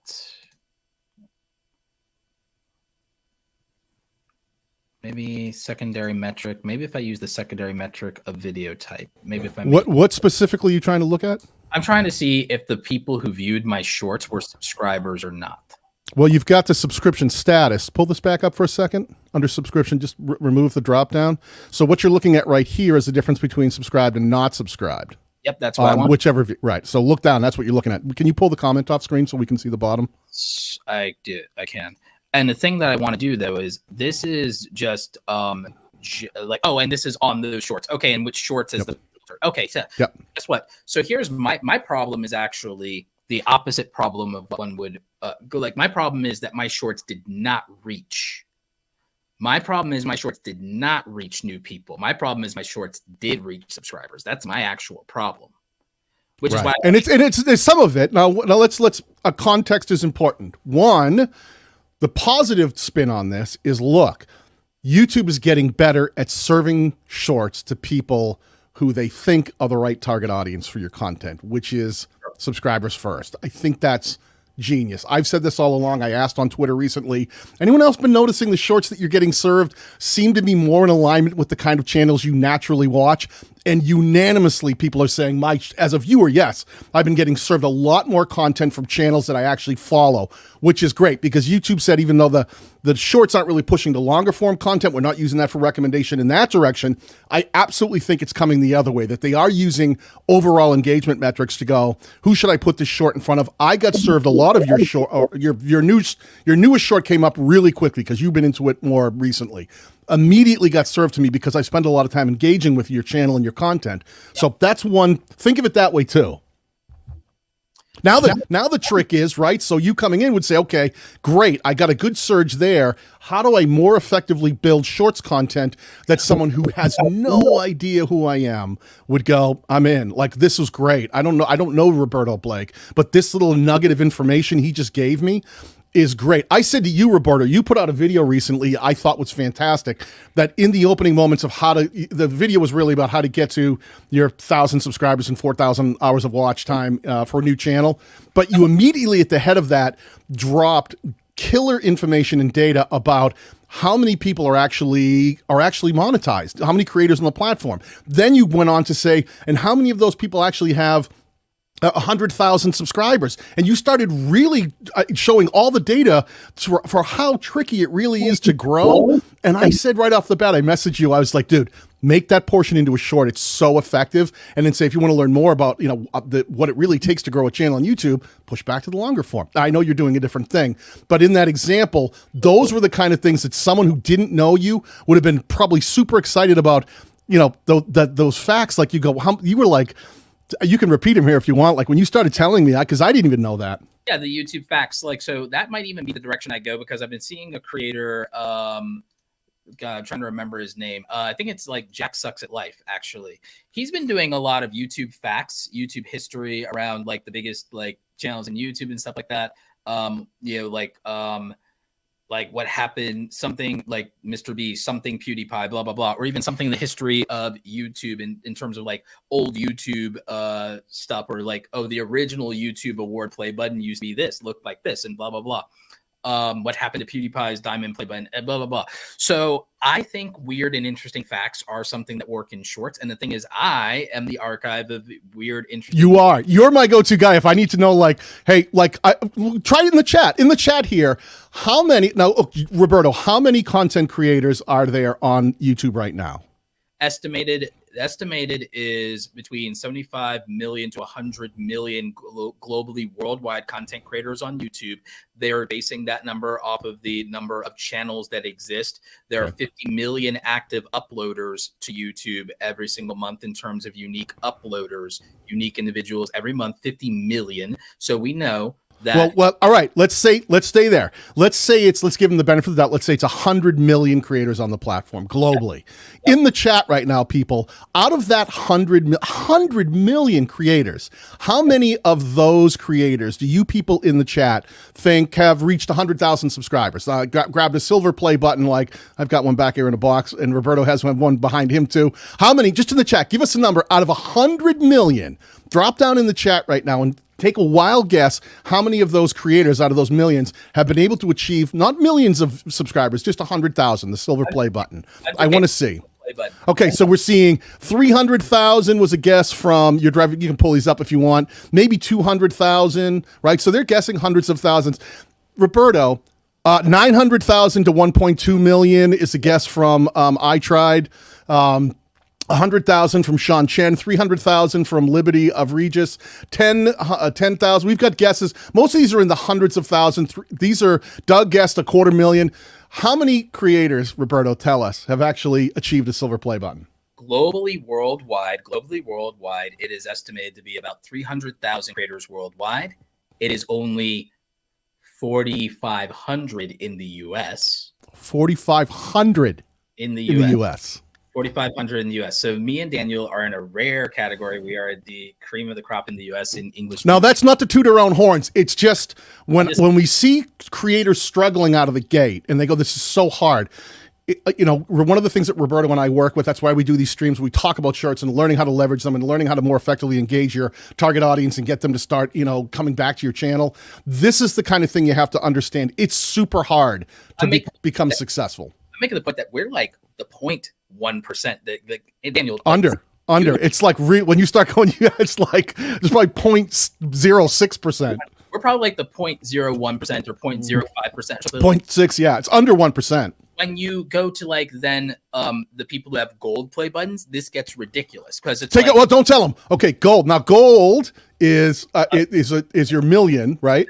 So how many million subscribers in the chat now? Tell us how many people globally across the entire 100 million creators have gone on from where we're at and moved up to 1 million subscribers. Give us some numbers in the chat. I want to see what the chat thinks here, because that's like one of those things. Like we know Nick Nimmin, you haven't hit it yet, but we know Nick Nimmin is getting really close to it. Okay. I think our friend Liron is right. Is coming up very quickly to it. Liron Segev. How many? I'd like to see what people think. We're guessing. We got guesses of 10,000. We've got guesses of 157. 157. That's 100,000. Let's see. 5,000 says Annette said 10,000. Crispy Spidey, 5,000 maybe. Ariana Chica Toys, yeah, they're all 5,000 maybe. 10,000 says David. Ventnor's good to see you, David. Yvonne said maybe 15,000. See, Doug says maybe 12,000. This is one of those things. See the range? I think that this is the kind of thing, 60,000. This is the kind of thing, Roberto, I think the information you provide when you give people a better perspective on the platform and what success really looks like, because everyone thinks sometimes that it's all about Mr. Beast and millions of 100 million subscribers Mr. Beast just crushed. But the average person, the average creator, successful full-time content creators, someone who has, 1 million subscribers, how many are there actually on the platform, Roberto?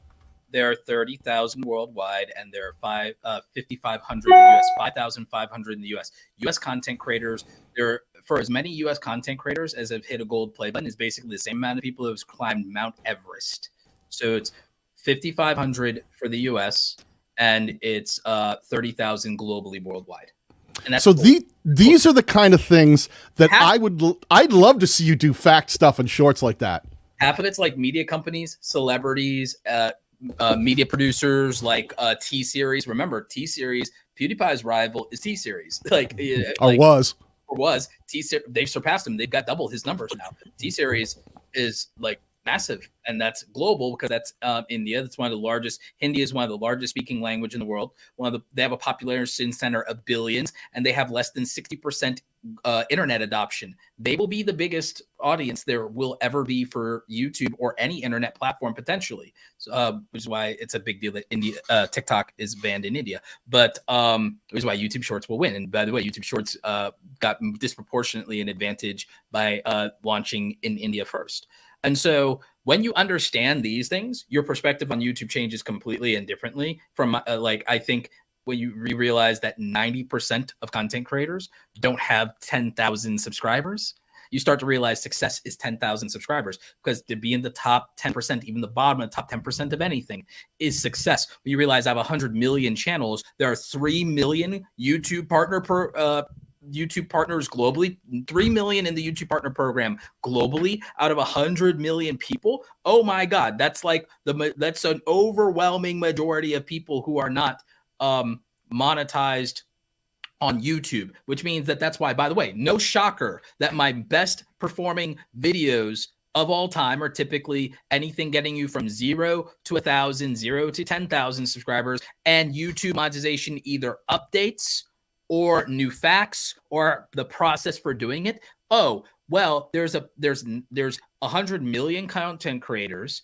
There's X amount of those that are English speaking. I also use closed captions, and the disproportionate majority of them don't have 1,000 to 10,000 subscribers. The disproportionate majority of them are not in the YouTube partner program.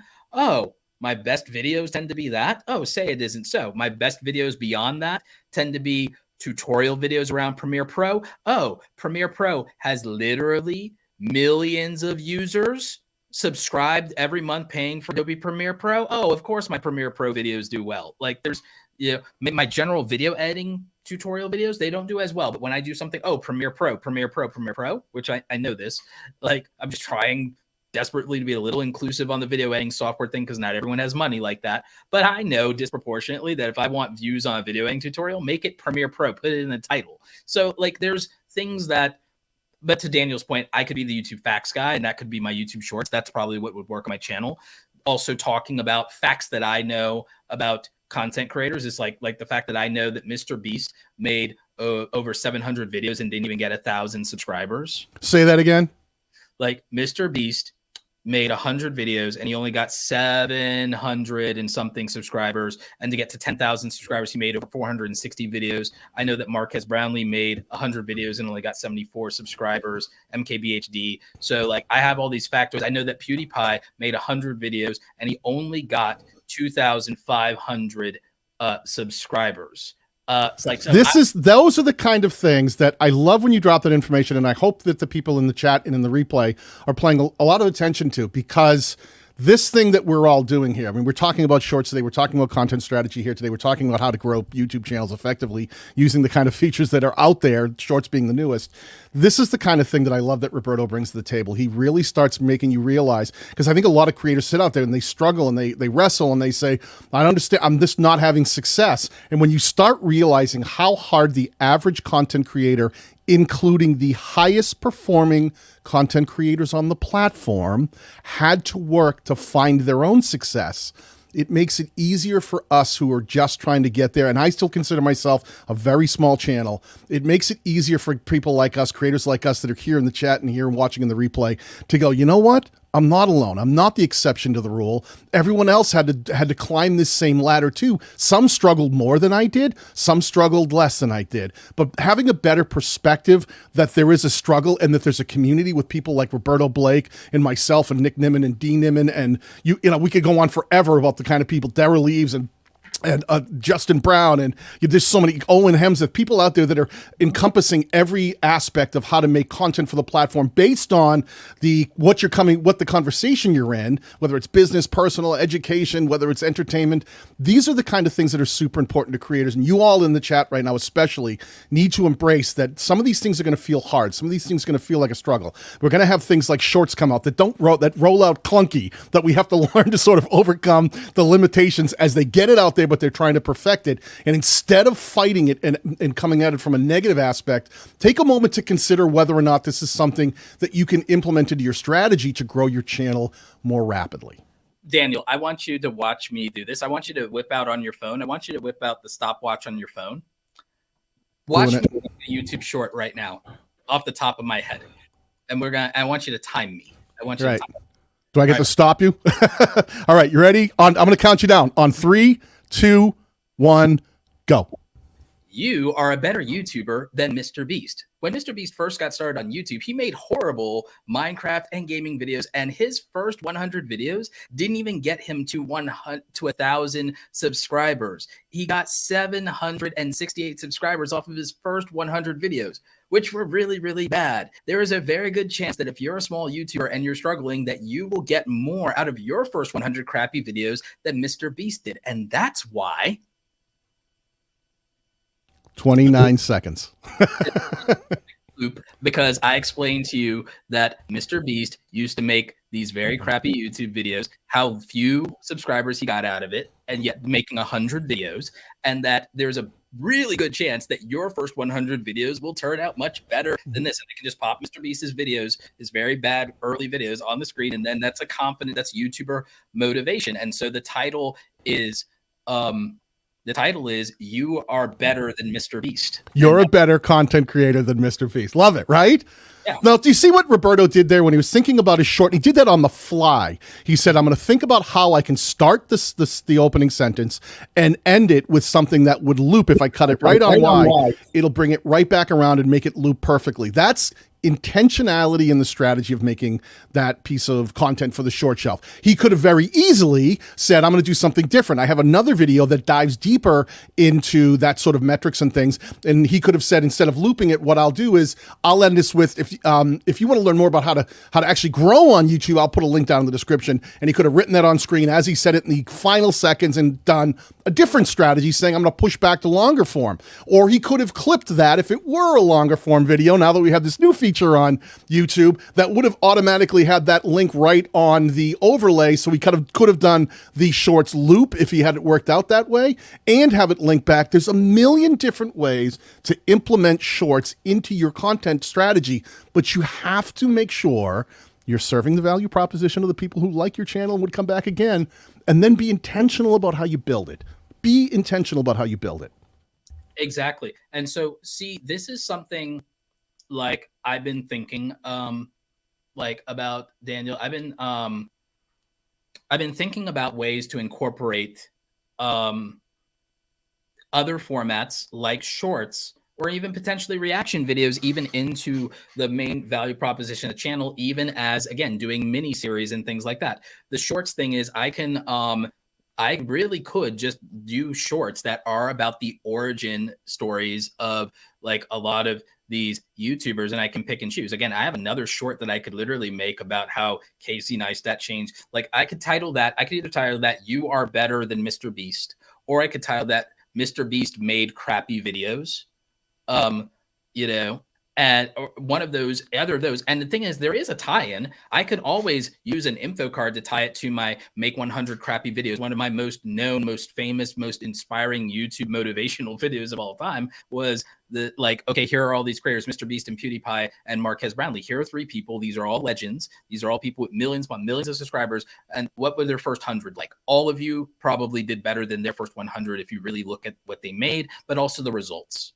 And and it's a really strong video. The community loves that video. It's something I became known for, is that video and the call to make 100 crappy videos, right? So I have a way to tie into that with these early YouTube origin stories and tie back to that thesis and loop around to it. Even if I don't verbally call it out, I can always link it in the description. I can always link it in an info card. Even if I don't call it out, I can create that association. So well, the other thing you want to think about is that, especially in things like if you're talking specifically about shorts, anything over 25 seconds, you can add an end screen to. You can add cards in, and you can put even a custom 16:9 thumbnail, which won't show up on the short shelf, but it will show up if it's served in a different traffic source like suggested or in search, or if someone comes onto your channel and they're looking through your videos on the homepage or in the videos tab. Quick question in the chat, if you want to scroll, you can play. It's about 3 comments back from eBlack TV said, question, I'm confused about the background music part. Should I just add the hottest song at the time at low volume just for the sake of adding it? I'm going to jump on this quickly and go, listen, intentionality means never do something just for the sake of doing it. You always want to make sure that if you're putting something in any piece of content, whether it's a short, whether it's a 40-minute edited video, or whether it's a 2-hour live stream, that it's intentional and it serves the needs of that viewer. If there's a song that really makes a lot of sense, absolutely. But if you think that magically grabbing a hit song and putting it under your video about, you buried your grandma, I don't know what's in my head. We put my mom in the ground the other day. I'm getting a little morbid. That doesn't necessarily mean that people are going to be like, man, I'm going to watch that video where he buried his grandma and played that latest, Jay-Z hit. Got morbid very quickly. But sorry. Here's my thing. Let's lighten it up a little bit. I have, to be honest, the best performing shorts and shorts creators I've ever seen on YouTube, they all use thematic music. It's nothing to do with using popular music, popular artists, people you know on the radio. Nothing to do with that. It's all people that they use this conspiracy music, and everyone's using the same conspiracy music, and it hasn't deterred anyone, by the way, when they're doing that. So they're all using the conspiracy music. It's all copyright free stuff too. They're all using that there's something that's not quite, but I'm sure there's a copyright free remix of it that everyone's using. This thing, I think it's called that's called Sigma grind set music. You hear it whenever you see those shorts of Peaky Blinders or Suits, you always hear it, dun, dun, dun. Right, yeah. Well, no, the guitar. Dun, dun, dun, dun. Yeah. Lately, it's been all I can hear is Kate Bush running up that hill because it was on Stranger Things. Right. It's that one too, but that one, so it's always so there's thematic music and there's these things, but I think that copyright-free music is still your best friend when it comes to everything. You might not care about shorts for monetization, but I do worry about copyright strikes retroactively. Well, let's stay here for a second. Yeah, you're absolutely right, but keep in mind that YouTube does allow you to incorporate some hit music right now, but only up to 15 seconds, if I'm correct. I don't think they've changed that yet. If you go beyond 15 seconds, even though you can make a short that's 60 seconds long, I think with their licensing, they only allow you to put in 15 seconds. Right. And the thing is, one of the differences between YouTube and TikTok is the relationship with the music industry and the licensing. Which is changing on YouTube. That was part of the new announcement. I was about to go there. Now, there will be revenue splits with that. So if you care about revenue, you could go either way on that. And you might say that something's better than nothing, and I would largely agree with that. But also I have to wait and see what the accountability looks like on false claims. I have to see also if the rights holders do really play ball, because there's been a contentious long history of these rights holders and the music industry being very ruthless when it comes to YouTube content creators, and not just the music industry, even companies like Nintendo and some gaming companies, where I've had to tell gamers, the biggest problem that y'all have is you refuse to let go of the idea that people will not watch your content without the music from the video game being the music from the video game, and just going into your settings and switching that music off and then just inserting something that fits. It's a stubborn refusal of, no, I have to have that song thing. I have to have that song from the radio. I have to. And it's like, no, people don't click on your thing for that, and they don't stay. And there's so many millions upon millions of tens of millions, hundreds of millions of views that creators have gotten without using copyrighted material. So it's excuses. It's excuses. And I get it. And it might feel hurtful to hear that, but it's just the damn truth is that. Yeah. And listen, especially to eBlack TV. Pay attention to what Roberto just said. Like, should I be adding the hottest song at low volume just for the sake of adding it? If your content is strong, it doesn't matter what song you put under it. I mean, yeah, it's cool to have a cool song. That's great if it made sense with the video. But really focus on trying to make something that stands on its own, music or not, and then the music just adds a little more flavor to it. Then you can put anything in there. Places like Epidemic Sound, you can license, music, and you can put, they have a ton of great tracks there that could sound just as great. If you're going, well, my content's so poor that I need to, Epidemic Sound, sponsors, thank you very much, along with TubeBuddy and StreamYard. One of the things you want to think about is like, if you're relying just on the music bed to drive that content forward, you're going to be in trouble. I think that you're going to find that people aren't coming to your videos for the proper reason, which is to gain the value of what you create uniquely and originally.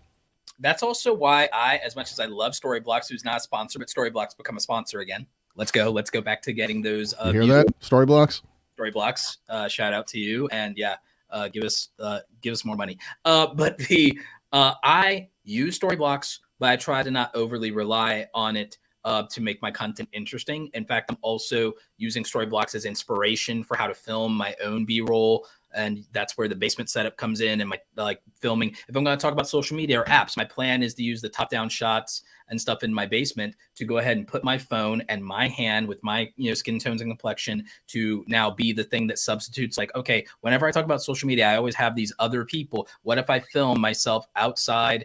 I've got the wonderful Metro Atlanta area as a backdrop. What if I use my basement for top-down shots with my phone? What if I use the beautiful bokeh of my office to where it's a blurry background and I have my phone in focus, and I use that? So when I say social media, or I say mobile, or I say apps, or I say viewing your content, or I say clicks, it's my hand, my phone, my thing, and it still is a pattern interrupt for the video and this thing. So I rely on that. I love Epidemic Sound, and I do use Epidemic Sound, but it's because it's copyright free and it's safe, and I have a good relationship with them.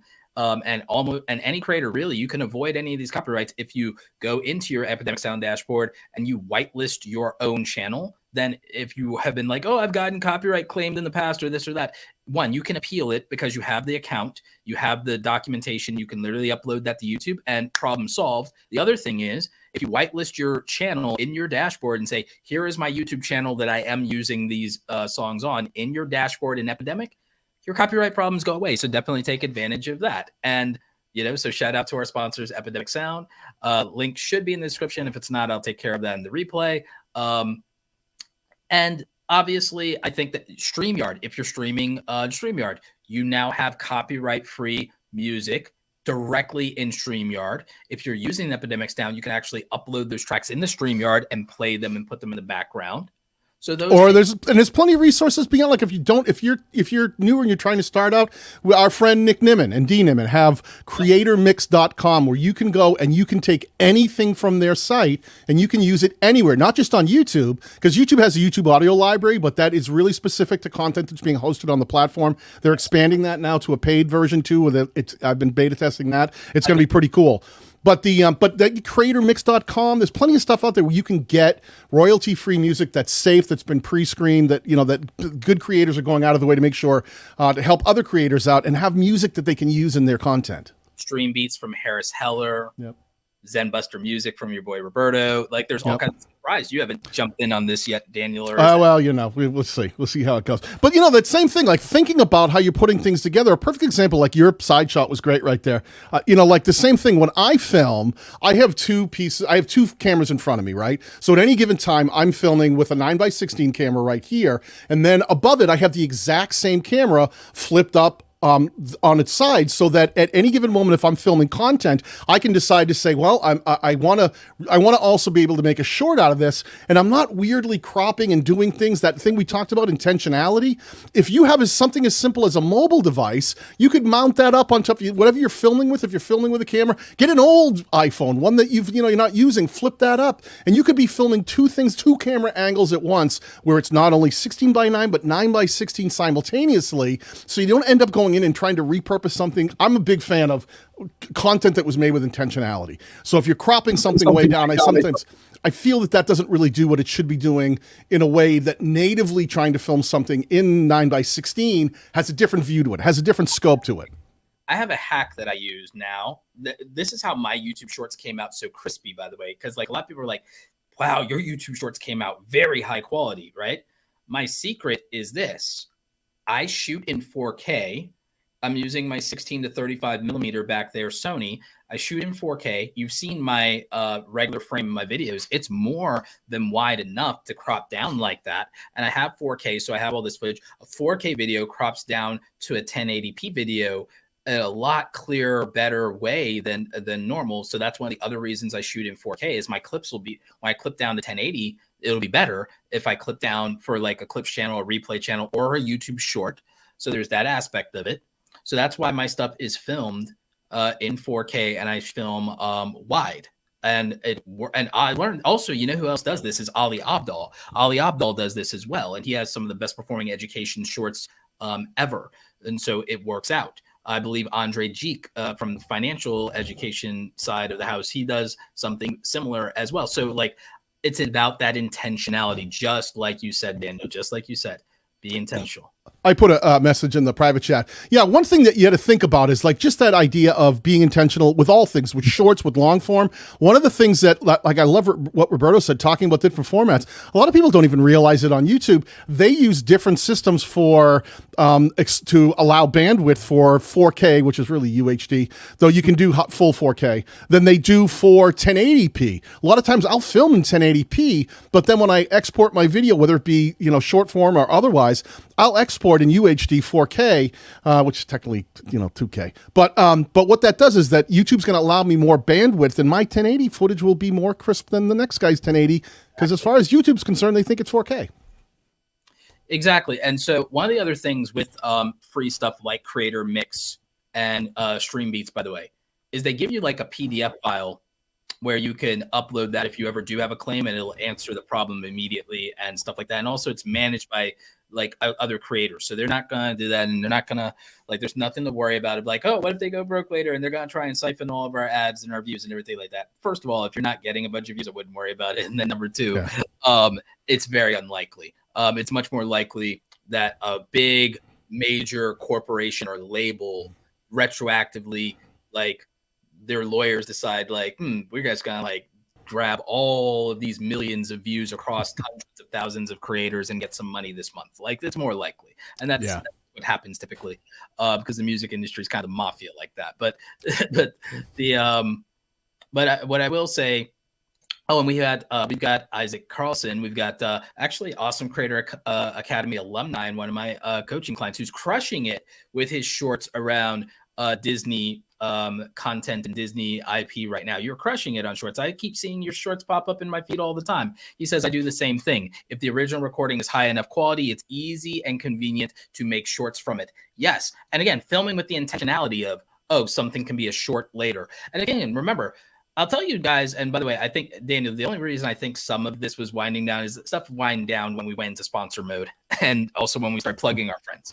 But the thing I will tell you about my my strategy is I do have a strategy for a handful of shorts on my channel for inventory, and it'll be stuff I think that because again, I tried content around ideas, Daniel. And I think the answer for me is like we said, people, places, things, events. If I cover YouTube factoids and history and talking about that, then I think that does better in shorts because it's easy, fast food content, and it's interesting. It's, if nothing else, it's interesting. So, but here's the thing. You want to talk about intentionality?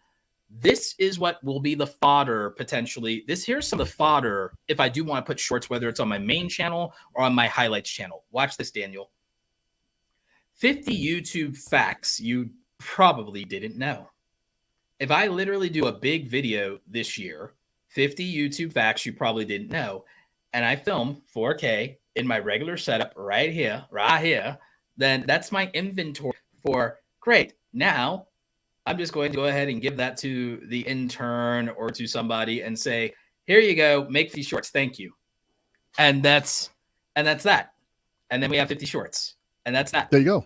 And no, I think you nailed it right there. Like, we keep coming back to it, but that intentionality of thinking about how to do things and thinking, I think a lot of people, they want to take things that may not be the right fit for shorts, and they're trying to force things in there to go, well, it's just a nugget. It's an appetizer. I don't need it to be, I don't need it to be anything special. I just want to get it out there. You have to put at least as much effort into a short as you do longer form content, yes, because of the average length of time someone will watch before they'll go, nope, next. So you have to be super intentional. One of the things here, let me share a screen. I'll show you something that when we start talking about short form content and how important it is, let me share the screen over here. If you can pull this one up. Here's something that may not be on everybody's radar. This is from January of 2021. This is over a year old.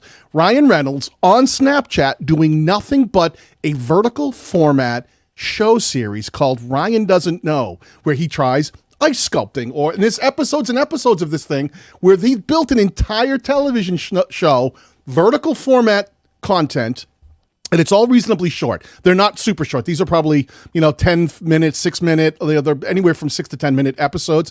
But this is how effective it can be how the broader creator economy, even people like movie stars like Ryan Reynolds, are starting to leverage this vertical format of video, and everything's filmed vertically. This is the kind of thing I think that's happening under the radar that not everybody goes, I didn't even know that was happening right now. But this is how prevalent this vertical format is. When we talked recently, I spoke with Shelly Nathan. Shelly Saves the Day, who's fantastic. She gets she goes deep into vertical content, and she's been saying that all along, that it's going to be so dominant, and it is. It's the dominant form of video on all platforms right now. But what you have to remember is, here's something people forget. Even though we make 16:9 content, right? Most people are going to watch from their mobile device. Most people who watch YouTube content watch from mobile devices more than any other device. Now, from that, people who actually turn their phone sideways to watch in 16:9 are the minority. The minority. So think about that when you're thinking about how to use shorts effectively. If most people are watching from a mobile device in general across all different types of channels, and then most people are watching on their phone and keeping it this way so that they can scroll around and look at comments and do other things, then are we being old-fashioned dinosaurs in our 16:9 must be this way because that's how we do it, or desktop mentality or television mentality, and think more like the audience who's actually consuming our content? If they're not even bothering to flip the screen, then doesn't it make sense to have a video that you can just tap and it goes full screen as they're holding it here? Doesn't that seem like a more natural fit? It is a more natural fit, and it makes more sense. And again, making things with the intentionality also of the viewer in mind, of saying, the viewer experience, as I always say, right? You hear me like this is the thing I'm obsessed with, is like, okay, what's the experience for the viewer? What's the experience? Not just what's the value for the viewer, what's the experience for the viewer? What's the audio? What's the video? What's the this? What's the that? And everything like that. How is the viewer going to experience this content? And I want to give Shelly her flowers. She was the one before anybody else who probably was the most adamant and the earliest to championing vertical video content, the importance of vertical video and content, what it would mean to people, and how accessible it would be, and how native it would be. She was right, and she was right. I took some convincing on that one, by the way. I think we all did, and especially because of a couple of reasons. Like one that's going on right now in the chat, Carolyn DeReal says, what's important is to remember that shorts don't count towards watch time. Let's clarify that. They actually do count towards watch time on your channel. What they don't count towards is the watch time towards monetization. So it'll show up as watch time, just won't show up as watch time towards the YPP. And those are things that get people freaked out, because currently, you are correct, but because it's new and it's ever evolving and it's changing, I can tell you with channels I've worked with, people you can convert people from short form to long form. You really want to think much broader spectrum, Carol. You want to think about how you're building a content strategy and don't compartmentalize it to the point where you go, well, that doesn't count towards, my YPP, so I'm not going to make shorts. I think that's a mistake. I think that if you don't make shorts, it should be intentional because you feel, one, maybe you don't have a handle on how to make it effectively. Two, you've tried it and maybe you've done, 10, 15, 20 of them, and you haven't really found that your audience is consuming them in a way that you think is effective towards your growth strategy. Make intentional choices along the way in your content strategy instead of just saying, well, they don't count towards YPP, so I'm not going to do those. Because what YouTube came out and said recently was, we found channels overall that incorporate shorts into their growth strategy are going faster than channels who are not using them. Now Matt Geelan yelled at me when we were at dinner recently and said, well, hang on a second. I have complaints about that. What metrics are they using to decide, what growth is? If you're looking at just subscriber growth, that's not a fair assessment of true channel growth. And that probably is what they're looking at, like how quickly the communities are growing. That's what they're looking at. Right. So, and there's a valid point there, but I think overall, if you realize that people are subscribing to your channel and they may have hit the notifications bell, that is that conversion point. Because if they subscribe to your channel, that means your other long form content, when you post it, is going to end up in their subscription feed.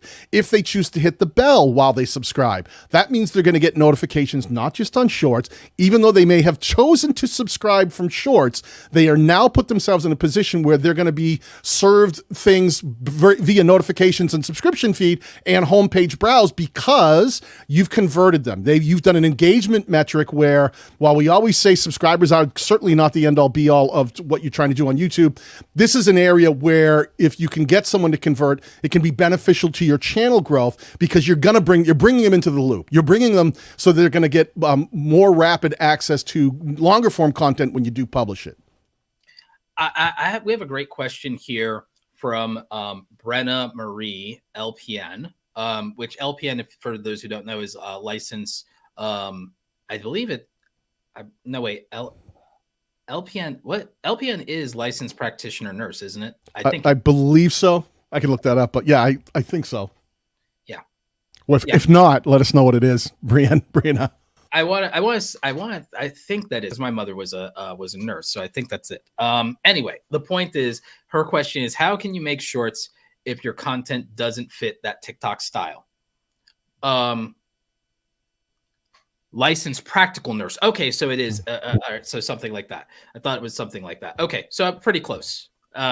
So I like, yeah, my mom will bop me on the head for that later. Because so anyway, what I will say is I don't think you have to fit the quote unquote TikTok style. And you are thinking probably of the popular TikTok style. There's a lot of styles on TikTok. There's a lot of different variety of content. TikTok, what I will give TikTok its credit and its flowers for is it theoretically reinvigorated creativity in content. And so everything wasn't as stale and the format challenged people to do things differently. And we see that also happening with YouTube Shorts. So I think just what you're seeing the most is what people think everything has to be. That happens with regular YouTube content too, or even live streams. People think that, oh, that's the way it has to be.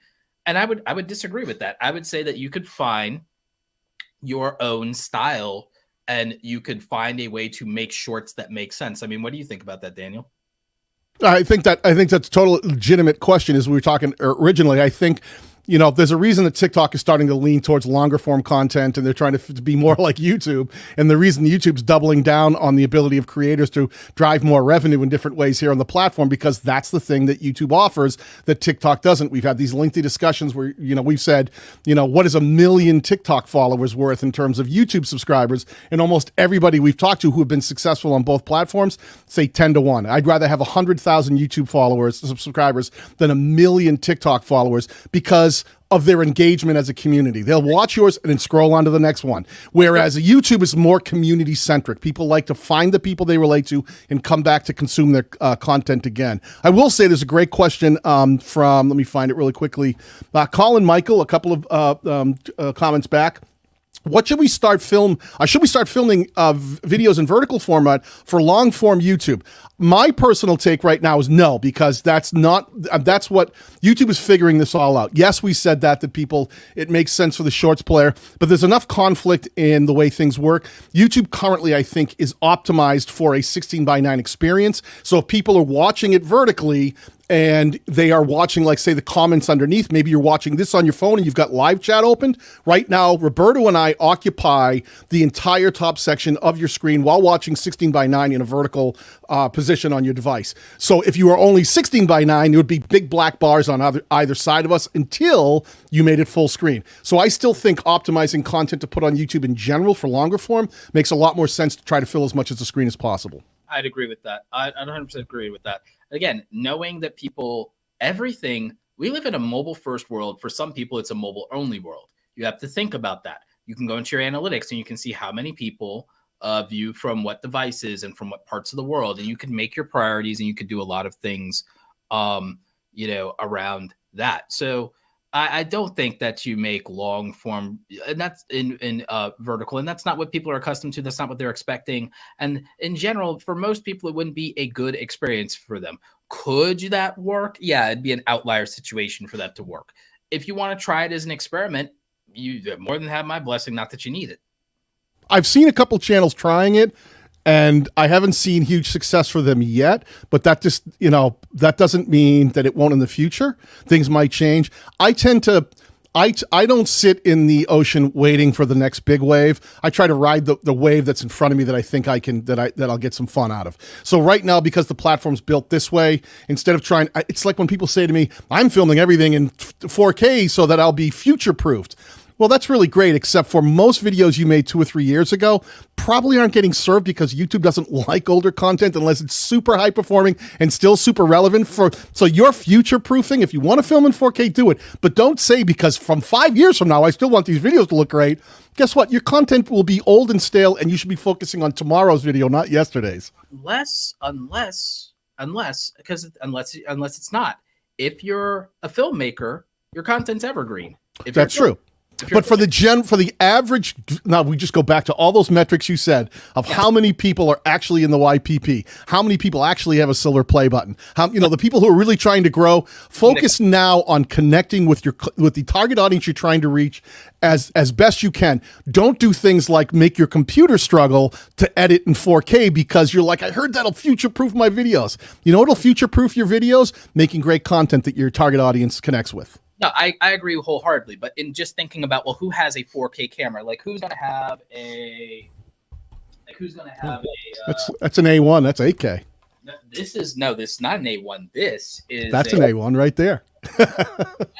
By the way, I plan to have a very small subsection of content because, again, I learned this from Marquez. There's a reason. But here's the thing.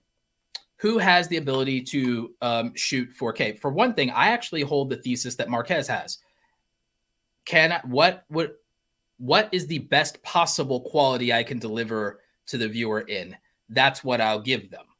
So that's where his philosophy and thesis and his investment back into his channel was they invested in their production for a couple of reasons. One, they could position themselves based on the quality of their production in the marketplace. So add one little addendum based on his ability to continuously improve his workflow. That's why he has a $1 million studio it's got a $30,000 a month lease on it. Yes. That's why they built it with permanent top-down stations that they can at any minute film top-down stuff and stuff. It's all built on workflow. Yes, I agree. But I figured out a weird, learning from, because I actually did an interview with him that's still actually one of the best pieces of content I've ever made. It did not get the views, but but I have a interview with him on this channel and a longer version on my podcast channel, which we're now also going to clip and we're going to try to make shorts out of. Nice. But because then I have unique content. I'm one of the handful of people that's interviewed Marquez. So here's the thing. What is the best quality video that I'm capable of making with what I have? Okay, and if I invest in making that more, then do I stand out as a result of that compared to how many people in my niche how many people, quote unquote, on YouTube at my current level, what is that one little extra I can give the audience that says, hey, I'm really fighting for every view. I'm fighting for every minute of your attention. I'm fighting to give you the best thing that I'm capable of making. I start to think like that. And I've started to think like, okay, these big YouTubers have all these advantages. They have these workflow things. What's a scaled down one-man band version of some of those things, right? Now, when I say the 4K thing, the future proofing, again, some of it is if you want to have an easier workflow for shorts in the future, to go to, I have the raw footage in 4K, I can scale down to a higher quality 1080. Your computer may not struggle as much, and it depends on your workflow and what you learn. It's why I make video editing tutorials. It's why Daniel makes video editing tutorials. You will be a better content creator for it. I'm also going to go back to some camera content, because here's the thing. Why did I spend the money to get this? This is a Sony FX3. This is a Cineline camera. The XLR inputs are going to allow for a better audio experience for viewership on specific types of content we're going to make. There are specific types of things I'm going to do. Remember, I told all of you, I told y'all I'm going to make custom B-roll so that, one, the experience of me saying certain things, and so I can add some diversity elements into my content in terms of B-roll, to where it's me, it's my hand, it's my thing. It's like, so that it just syncs a little bit better when I'm saying certain things. And so that also I have less reliance on assets that are third-party assets. Make more of my content, so to speak, right? Right.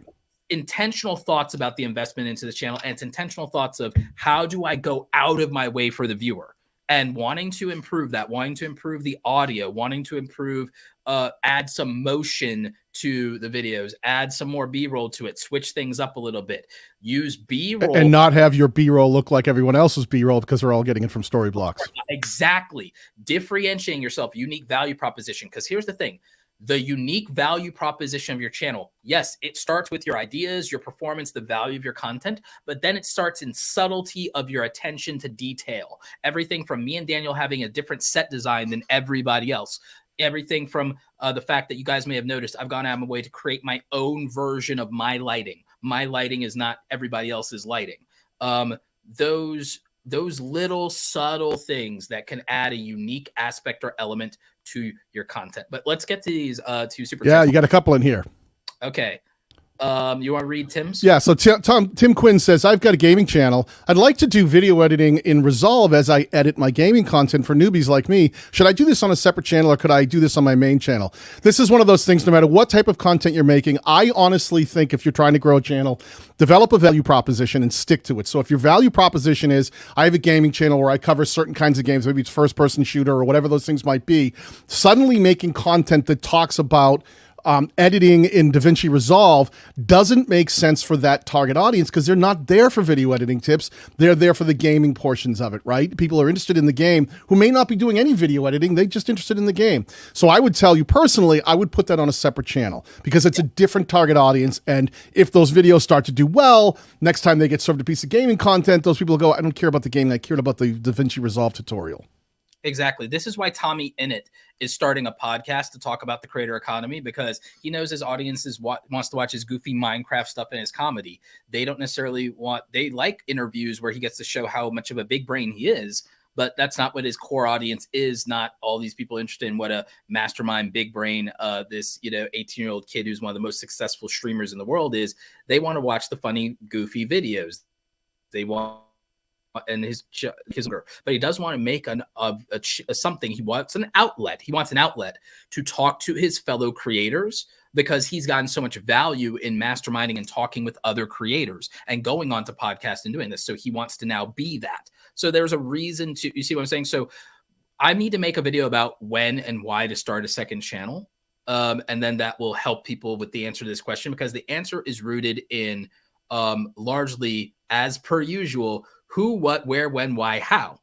Everything I make is about usually who, what, where, when, why, how, when I'm trying to speak to and answer these things. But Adam has a question, and then we have a couple more super chats. So this one is, Roberto, can you convert the video format in Canva if you import your videos there? Not sure. I have the free version and we'll be getting the pro version soon. This is all you, brother. In the pro version, yes, by changing, you can change it. It's not the best way to go about it, to be honest, even if you're used to Canva, and I know that the free and accessibility of Canva is, but What I would tell you is consider getting something like Filmora or Adobe Rush. Adobe Rush is free, by the way. And I think it's going to be a better video editing experience for you because Adobe Rush has one-click reformatting. So it has one click and then it makes your thing into a vertical video with just a push of a button. Canva is not quite there yet, and its primary focus is not video. Its primary focus is graphic design. So I believe that even though it's great that they're offering some video tools and making that available and accessible to people and largely free, Adobe Rush is your best, I think, free tool for reformatting the videos at this point because of its one-click reframe feature. And by the way, for the Adobe Premiere Pro people, I will be making an Adobe Premiere Pro tutorial on how to turn videos, videos into shorts, how to edit YouTube Shorts in Adobe Premiere, basically how to turn any video into shorts, TikToks, and Reels in Adobe Premiere Pro. Great. That'd be awesome. I'm going to grab a couple of questions along the way, right in between the super chats. The Power of Purpose asked, apologies if you already discussed this. She's watched videos on shorts where people have commented that shorts have a negative impact watching their longer form content. Thoughts? We actually did cover this. Definitely watch the replay. We got pretty deep in the beginning of this, really talking about the impact of shorts, putting them on the same channel, putting them on a separate channel. So take the time to go back and watch the replay because we dove really deep with the new functionality and features. Short version is... it's all about how you're measuring it. It's all about how you're measuring it. And I think people are not measuring the impact of shorts to their channel correctly. And I also even went into the analytics and showed you how to measure and find the impacts that it's having on your channel using advanced mode, my favorite. I love advanced mode. I live there. Yeah. Next we have, it looks like we got one from Seismic Shock TV. Is that the next one I'm seeing or did I miss one? That's the next super chat and it is what looks like the next question. Okay, so nothing has to be a specific way. I started a Pokemon TCG niche, and saw storytelling and relatability was lacking. A year later, 18,000 subs, 1,000 views, and the first hour of video being uploaded in an amazing community. So here's exactly what we were talking about earlier. Is really, it's not about the specific way to do something like this is the right way, this is the wrong way. It's about intentionality, understanding the people you're trying to serve, and effectively doing that for yourself because, listen, you could be in a niche where you're talking about something that someone else is also talking about, but the way that you bring your voice to the conversation, the way you make content, the way you edit, the way you look, the way you sound, what's important to you, the way you communicate might be different than a very similar channel right next to you. And people may relate to the things that the way you come into the conversation more than the next person. So always focus on you, trying to be a better version of you, and figuring out which portions of things like shorts and long form and live streaming and community tab posts really start working to effectively communicate your voice and your expression of the value you bring to the thing you do on YouTube, and then just double down on that. You'll know when something does the right thing on your channel or not because your channel will tell you. You'll see things start working. If they don't start working, give them a chance. As Roberto always says, don't just try it once and go, didn't work, right? You got to get in there and you got to experiment, be intentional, give it a chance to work, and then see what does work and try to refine and hone that to be a better version of you. Exactly so. I love this. Let me give you, actually we'll cover more of the super chats, then I'll give you I came up with like a 3-point reference for people to understand how to start thinking about content as a whole. But let's scroll. We have a couple more. We have another one here from Seismic, and then I think thank you for all the super chats, Seismic Shock TV. That's very generous of you. Something I think that really helps grow a channel is having a good balance between shorts, long form content, and live streaming. You learn this is exactly what we just said. You learn your community. So much more, and engaging in the community is huge. That's totally true. Keep in mind that when YouTube is recommending content, one of the things they're looking at more than anything else is viewer behavior. Viewer behavior. And viewer behavior means, are they watching your videos? What are they going on to watch next? Are they coming to your channel? Are they rifling through the different tabs? Are they looking at your playlist without even clicking a video? Are they leaving comments? Are they sharing? Did they hit the subscribe button? Did they like? When they left you a comment and then you replied to that comment, did they come back and add another reply to your reply to their comment? You have to think larger scale. Are they hitting your end screens? Are they clicking a card? Are they clicking the link in the description? Are they seeing a pinned comment, clicking on that, and then going on to another video? All of these things are engagement metrics, viewer behavior. Think large scale. How can I get people to come to my channel or watch my content, not just from the watch page, but engage the way that I create on the platform so that they're sending positive viewer behavior signals back to YouTube, and YouTube understands who is more interested in my content than who isn't interested in my content. No, I fully agree with that. Let's grab another one here. I'm also bookmarking these for later because I'm going to actually I probably will take all of these super chat questions and I'll probably clip these into not shorts, but clips for my highlights channel. We got Vegas Confessions. I do a Las Vegas channel about stuff to do in town and all around, including food. But notice the gambling and slot videos are taking off for me and don't want to get stuck being a casino slot channel. I got some advice for you because this doesn't feel like it's about shorts, but I got some advice for you in general that works for shorts and for even long form compilations that could be made into shorts with this. I would do more man on the street content in Vegas. I would go out to the Las Vegas Strip, or I would go out to different locations that maybe aren't the casinos and things like that. And then I would just take the microphone and I'd go back and forth with people. And the thing is, it would lend itself to really strong and then content. And maybe that requires, maybe it does, maybe it doesn't. You could obviously figure out doing this with phones and accessories, but I would love it to be like with a camera like this because of the advantages it gives you with having a wireless microphone that's hooked up to this with the XLR inputs and stuff like that, shot in high quality. And then you have a lot of these options to cut it down later into shorts, clip, because now every single person you talk to is a shorts opportunity. Every single person you talk to is a shorts opportunity. Every person you talk to in making a good video, because we can watch a man on the street video for 8 minutes, 12 minutes, 16 minutes. We could watch this, and then you have compilations that you can cut, and later you can make compilations and you can run it. And then if you had enough of those, you could literally run a 24-hour live stream about real life in Vegas based on clips, casino slot chat. You could make a 24-hour live stream that's a compilation of your stuff, and that'd be really interesting to just have people come in and out and everything. So you can take advantage of eat every part of the whole animal, because now you have this massive library of Vegas experiences, and the 24-hour constant running live stream could literally be set up in a way to where every hour is different types of things happening in Vegas, because you could have just so much footage, right? And you could be, and every 24 hours of this 24-hour live stream don't have to be the same 24 hours, because you might have so much content that you setting it up in OBS or something like that, you could just rotate through different versions or variations of a 24-hour live stream and keep it really interesting and cycle through that a couple of different times. The shorts can be a lot of these one-off man on the street things. It could be a slot machine wins. It could be all these, different things. It could be a top-down view of a blackjack thing going on. It could be all this interesting stuff, because it would literally be the type of channel that can fit every single format. You just have to have a plan. Yeah, don't be afraid to connect the dots either, because if you've got people that are really interested in sort of the casinos and the slots and those kind of things, then start thinking about, don't just make those style of videos. Talk about, well, what would someone be sitting in a slot machine be interested in? Which casino has the best slots, but also has a great place to eat, so you don't have to go traveling forever to get to take a lunch break, or which ones, anything that you can think of that might connect the dots, where you can expand the conversation from just the thing that's connecting immediately to a broader conversation that they might still be interested in. Rating the worst blank in Las Vegas. Right. Reviewing the worst blank in Las Vegas is a whole series. Reviewing the best. So now it's best versus worst. And now it's leave it open. You could say, I'll never go back to the Bellagio in Las Vegas, and here's why. But you haven't told them why. They get to click on the video to figure out what you like and what you don't like.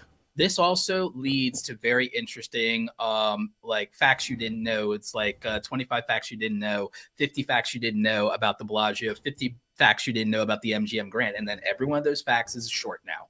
Yeah.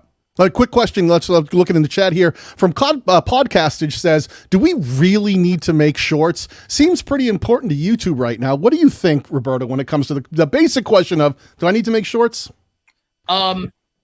I don't think you need to make it a priority right now if you don't want to, or if you don't have a plan. If you don't have a plan or a strategy, there's no reason. Without a plan, something doesn't need to be a priority, right? Yep. Without a plan to execute, something doesn't have to be a priority. That's my perspective on it. That's my thesis or philosophy of it. because again, think about it. I'm not really leaning heavily into shorts. I have a plan and we are going to. And the thing is, we're going to basically find a way to repurpose it. By the way, I have an intern who's volunteered to help me with shorts for the next 90 days in exchange for some personal coaching. Because he said, look, what you can do for me with a once a month 90-minute coaching session that I can't currently afford from you, Roberto, is worth more than the value prop of me getting paid to cut your videos you've already made into shorts. So it's like, okay, cool. So I'm like, yeah, that makes sense. And then we figured out some other things that he would like to do, because he said, I want a resume so that I can work with other content creators. And here are the things I'd like to help you with, because here's the way I want to pad my resume. So he came to me with a plan. Then I had a plan for, okay, I don't normally trust people with my content. It's one of my biggest weaknesses. So what makes me comfortable is, I've already made this content. Having it edited into shorts is like the least creative control I could ever have to give up. Okay, great. Helping me curate a list of news articles to share in my platforms every day. That's like, okay, that doesn't infringe on my creative control at all. Makes me comfortable. This guy gets me. He's like, I know Roberto's obsession with being in control. I will infringe the least on his control and his domain while creating the most value possible. He came to me with a plan. And now I have a plan for shorts that doesn't infringe on, because watch this. My short strategy is, how can I infringe on my revenue engine the least? So for me, it's we're focused on a highlights channel that complements my podcast for the most part and my live streams. We're focusing on a highlights channel that takes the best of my speaking engagements. And as for shorts, we will do the minimum of them in my main YouTube channel, because we're going to focus on the revenue engine in my YouTube channel. So I have a plan for shorts, because shorts is reach, right? My channel's biggest thesis is I rely less on reach and I leverage what? Reputation, and my priority is revenue driving, right? And that's my thing. I'm less worried about reach. And for some content creators, their ability to get reach is what they built their reputation on. That's never been the case with me. It's always been knowledge, right? It's always been experience or even experiments. It's been data. It's been me being the YouTube encyclopedia. It's been me being the video editing guy who's like, I want to edit fast. I want to edit fast. I want to make daily videos. I need it fast, fast, fast. So that's my video editing thesis, right? My camera stuff was from budget to baller. It's a journey from budget gear to baller gear, and why it matters. I'll be one of the few people to say gear matters, but not to start. But not to start. It's like gear doesn't matter to start is the full sentence. Not gear doesn't matter. Gear doesn't matter to get started. Yeah. It doesn't matter to make a better experience for your audience. If you can improve the experience, it's all about the one thing we can control is viewer experience, and not just on how our videos sound and look, but their experience when they're interacting with any piece of content that we make. And content starts right from the thumbnail to the title to the video to your live stream to everything you put on your channel is content, even your channel art. Viewer experience, we can control that experience, which then starts influencing viewer behavior. We get another question about 3 down from that one from Crispy Spidey, who asked, question, I've made a lot of TikToks. What are your thoughts on reposting them as YouTube shorts? Does the TikTok watermark negatively impact performance on YouTube? Thank you so much. I can tell you right off the bat, yes, YouTube has said they're watching out for that TikTok logo showing up on there, and that you may not want to be doing that. Exactly what Roberto just said. Think about creating content and then putting it out. Like, make the base content. If you're making vertical videos, then make it platform agnostic, stealing Roberto's word, so that you can then upload it natively to different platforms like TikTok or to YouTube Shorts or to Instagram Reels or onto Facebook, or if you want to put it on, even to Pinterest now has videos. Think about how you're going to do that. So if you create the content first and then spread it out, don't make a TikTok video and go, I want to steal it off of there and bring it over here with the big logo on it. That's going to slow you down over time as YouTube really tries to own their own market share of vertical short form content. Yes. This is a quick question that I can answer easily. Question from Creepypasta Channel. How do you make a 24-hour live stream? I can't find good info on it. Right, because I haven't made the video yet.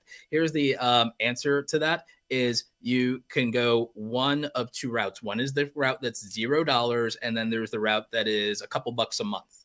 Okay, so there's zero. In general, the way you're going to do this is you're going to use either OBS or Streamlabs. And the reason is because those are the 2 currently existing tools that allow you to live stream to a channel using separate media footage and basically doing what you could argue is a faux live stream of like you are putting out this content and you can set it to a loop.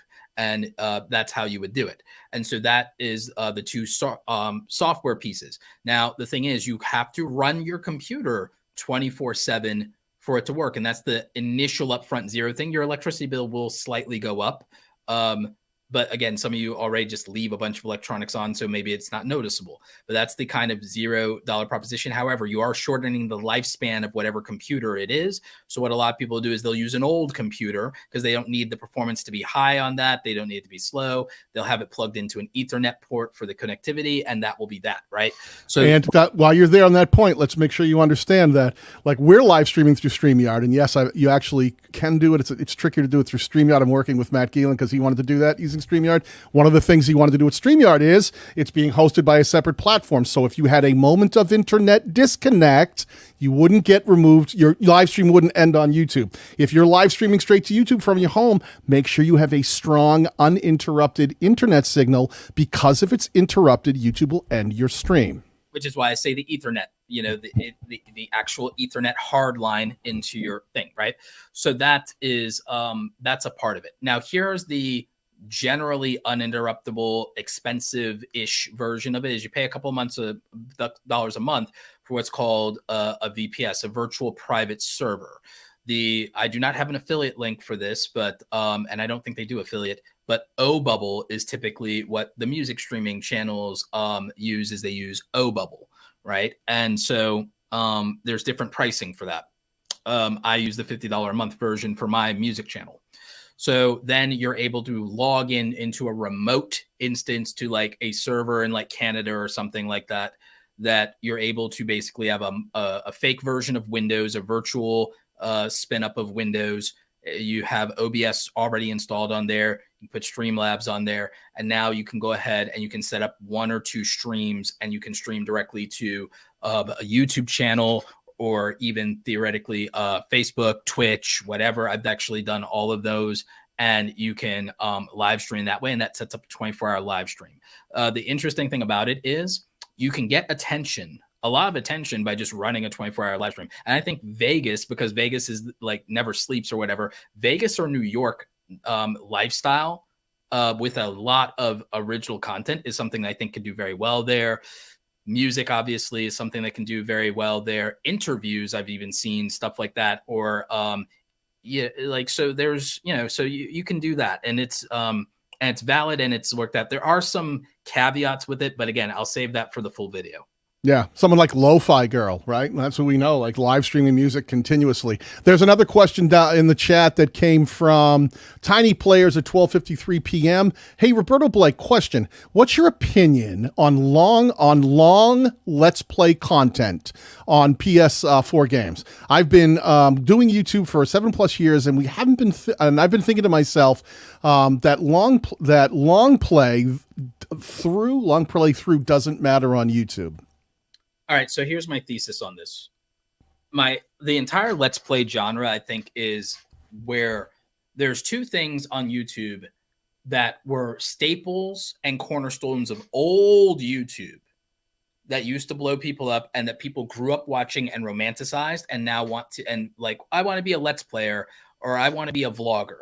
And my harsh opinion is that for the most part, again, you may or may not agree with me here, Daniel, I think that Let's Play channels and vlogging channels are dead. And here's why. If you're doing it the way it's always been done, because you're not adding anything new and innovative. And the thing is, what's the value of watching a Let's Play channel from a new YouTuber versus an established YouTuber playing the same game? What's the value of watching a generic vlogger versus someone who's already making high quality vlogs on YouTube? So the problem is that most vloggers and most Let's Play channels do not have a unique value proposition. They fall into the pattern and habit of copying what established channels have previously already succeeded off of, thinking that that will also succeed for me, when the thing is, no, there's not a point to watch you versus that established thing because I have a guarantee of quality or a certain level of quality. And there's also a built-in community there. So you have to figure out if you want to make this content to make something new. What I would tell people is instead of being a vlogger, become a lifestyle channel. Figure out what's interesting about your lifestyle, what the most interesting thing is about your lifestyle, boil it down to that, and then make content around that and make the most interesting content around that. Not a day in the life or what I eat or whatever, because what I eat only matters if you have a lifestyle that dictates that. Like what I eat as a bodybuilder, what I eat as on if you're on like a weight loss journey, well, there's a community for that. So then that makes sense.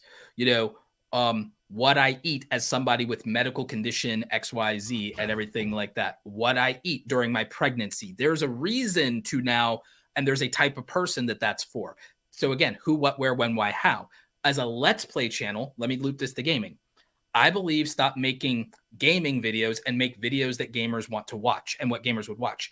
I may not want to watch a Let's Play, but what I could watch is I could watch a challenge video of a game like, okay, if you, instead of making Let's Play videos, if I was a gamer and I wanted to say, I want to build like a really interesting and unique audience and community, instead of doing Let's Play videos, I could learn a lesson from Dream, the Minecraft creator Dream is, how do I make an interesting community and experience, and how do I turn this into something different than what it is? How do I make something not generic? How do I make the least generic video possible? And so he created a lot of his own series, like the Manhunter series in Minecraft and so on and so forth. So it's like, okay, if a new game comes out, how do I not be a generic Let's Player? So let's say a new Star Wars game came out. I could use the footage and cutscenes from the Star Wars game and use some of my gameplay, and I could make an abridged thing where I redub all the voices of the main character. It's a little bit of extra work, but that's the difference. I would just redub all the voices and then make the story different and make people invested in the storyline. And then I would use borderline clickbait thumbnails, and make it the most interesting segments of this redubbed storyline where I like now made this into a new piece of content. That's just one example. Let me give you another example. Share the screen up here. What you need to do is, one of the things I've been talking to gamers about is make sure that you're doing exactly what Roberto was talking about. Be unique. Be unique. If you look at someone, this is Wadsy. Wadsy does really, really well in the Minecraft space. But when you start looking at the kind of content that he makes, I transformed an ocean monument in Minecraft. I made a full diamond beacon in Minecraft. These sort of things that people are into the game go, wait a minute, you did that completely out of that must have taken you forever. He does videos that he's like Minecraft, but only walking in a straight line, right? So that someone who loves Minecraft goes, wait a minute, you did the whole game and you never did anything but walk straight. Things that would trigger someone who are familiar with the game, who love the game, and get them excited. Like here, Minecraft, but I start in the Nether. Like very specific experiences that trigger people who are into that conversation. And I beat Super Mario without the jump button. Exactly. Right. Just being able to come at things at a different angle. If you just think, let's play, watch me play. Listen, how many people does your girlfriend want to sit and watch you play Minecraft sitting in the couch next to you? No, she's probably going to be like, after 10 minutes, like, I'm going to go get something to eat. So why would someone on YouTube as a viewer want to just sit and watch you play? You've got to give them more. You've got to give them a reason. You have to be compelling. You have to give them an experience. Pokemon Let's Players figure this out because it started with a channel that I covered a long time ago called, I think it was called The Unknown, and it was like spelled weird or whatever.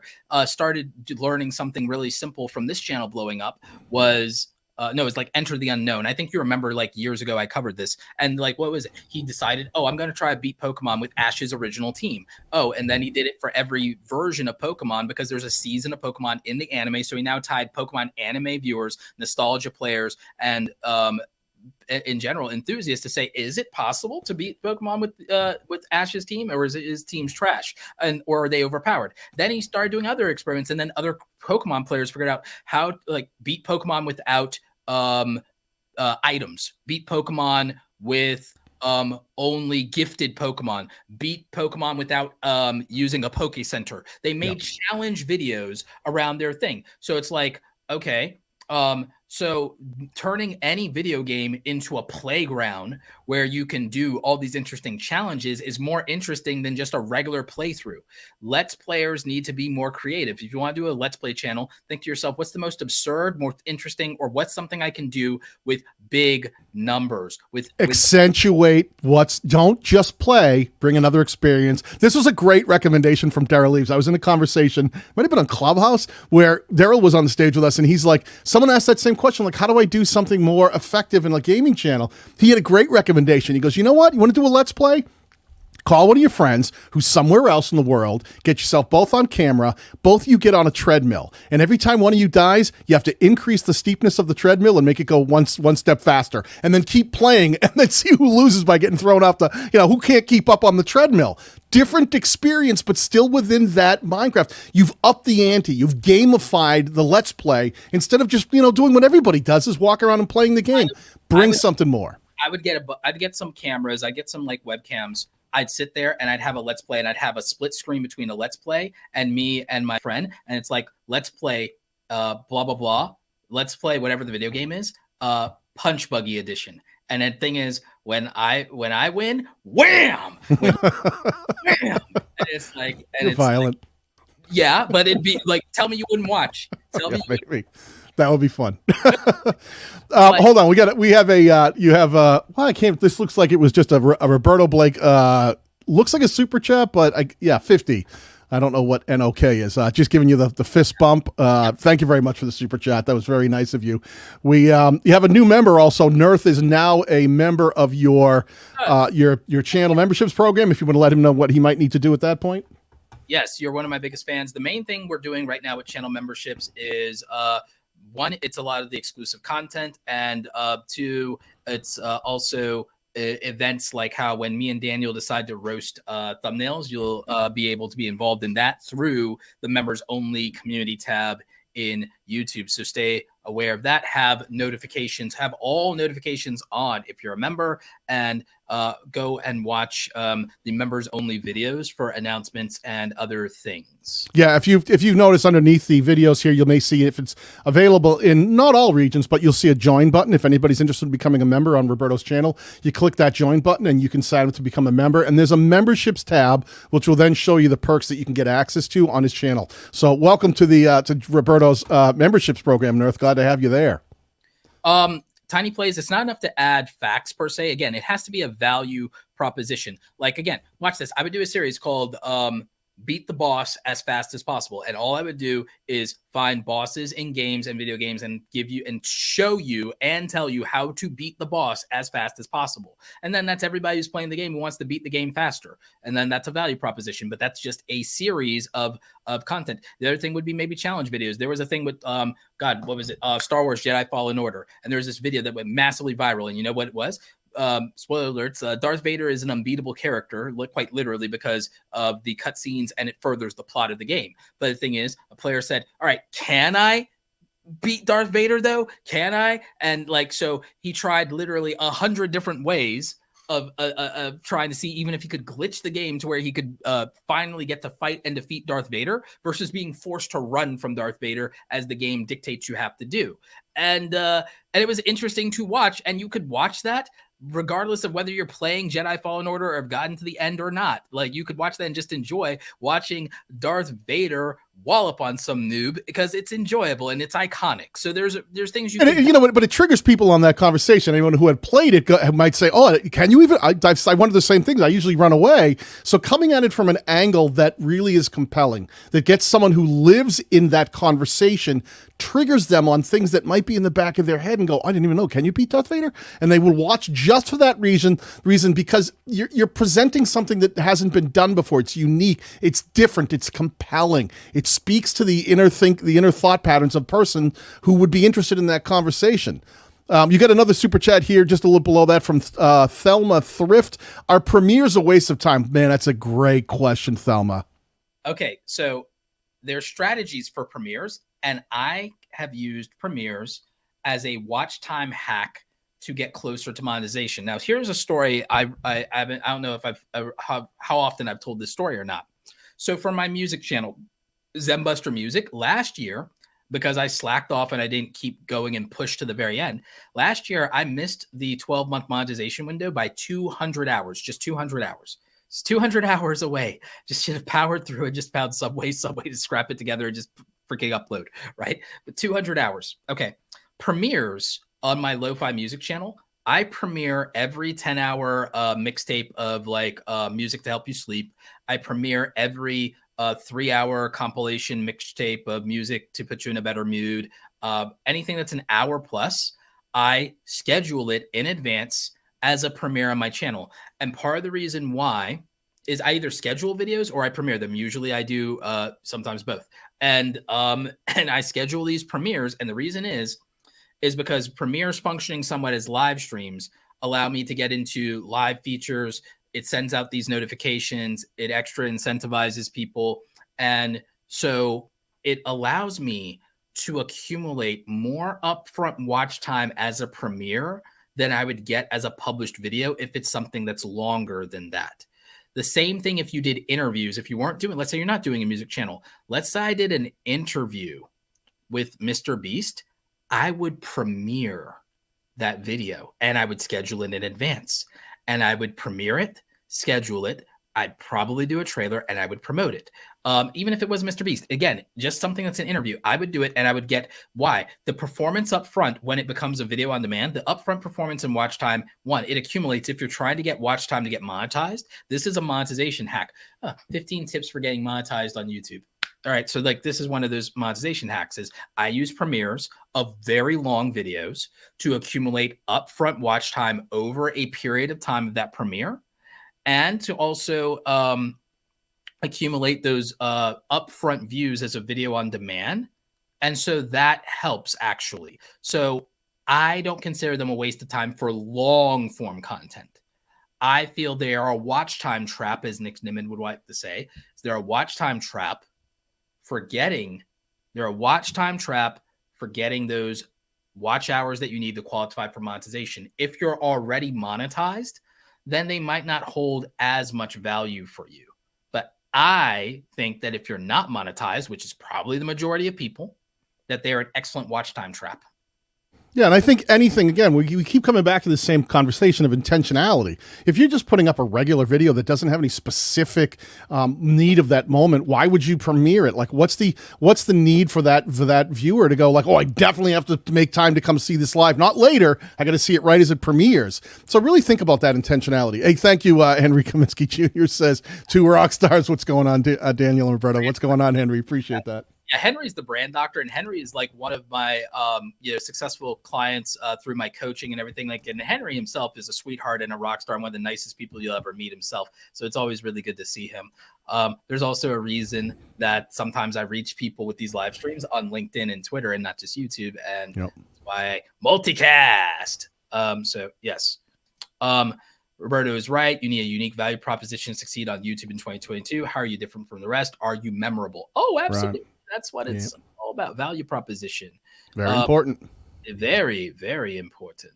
There was a time years ago, people, that you could do a variety channel. There was a time years ago that people were excited, like YouTube. People are actually making videos and they're opening a doorway into their life here on the internet, and I can watch along and you could be a little more whatever you wanted. But YouTube has become a lot more like Netflix as it's progressed and as it's grown, where YouTube really, just like a Netflix, if you watch a movie on Netflix that you enjoyed and you watched all the way through, you'll immediately get served because you watched, and they'll give you other similar movies that might be in that genre or vein. And they'll separate movies by horror, by science fiction, by, you name it. And YouTube is much more like that now, where it really is trying to understand the needs of the viewer based on things that they've already done on the platform. And they're trying to super serve those things to that viewer based on their interest and related interest of what they know from that type of viewer.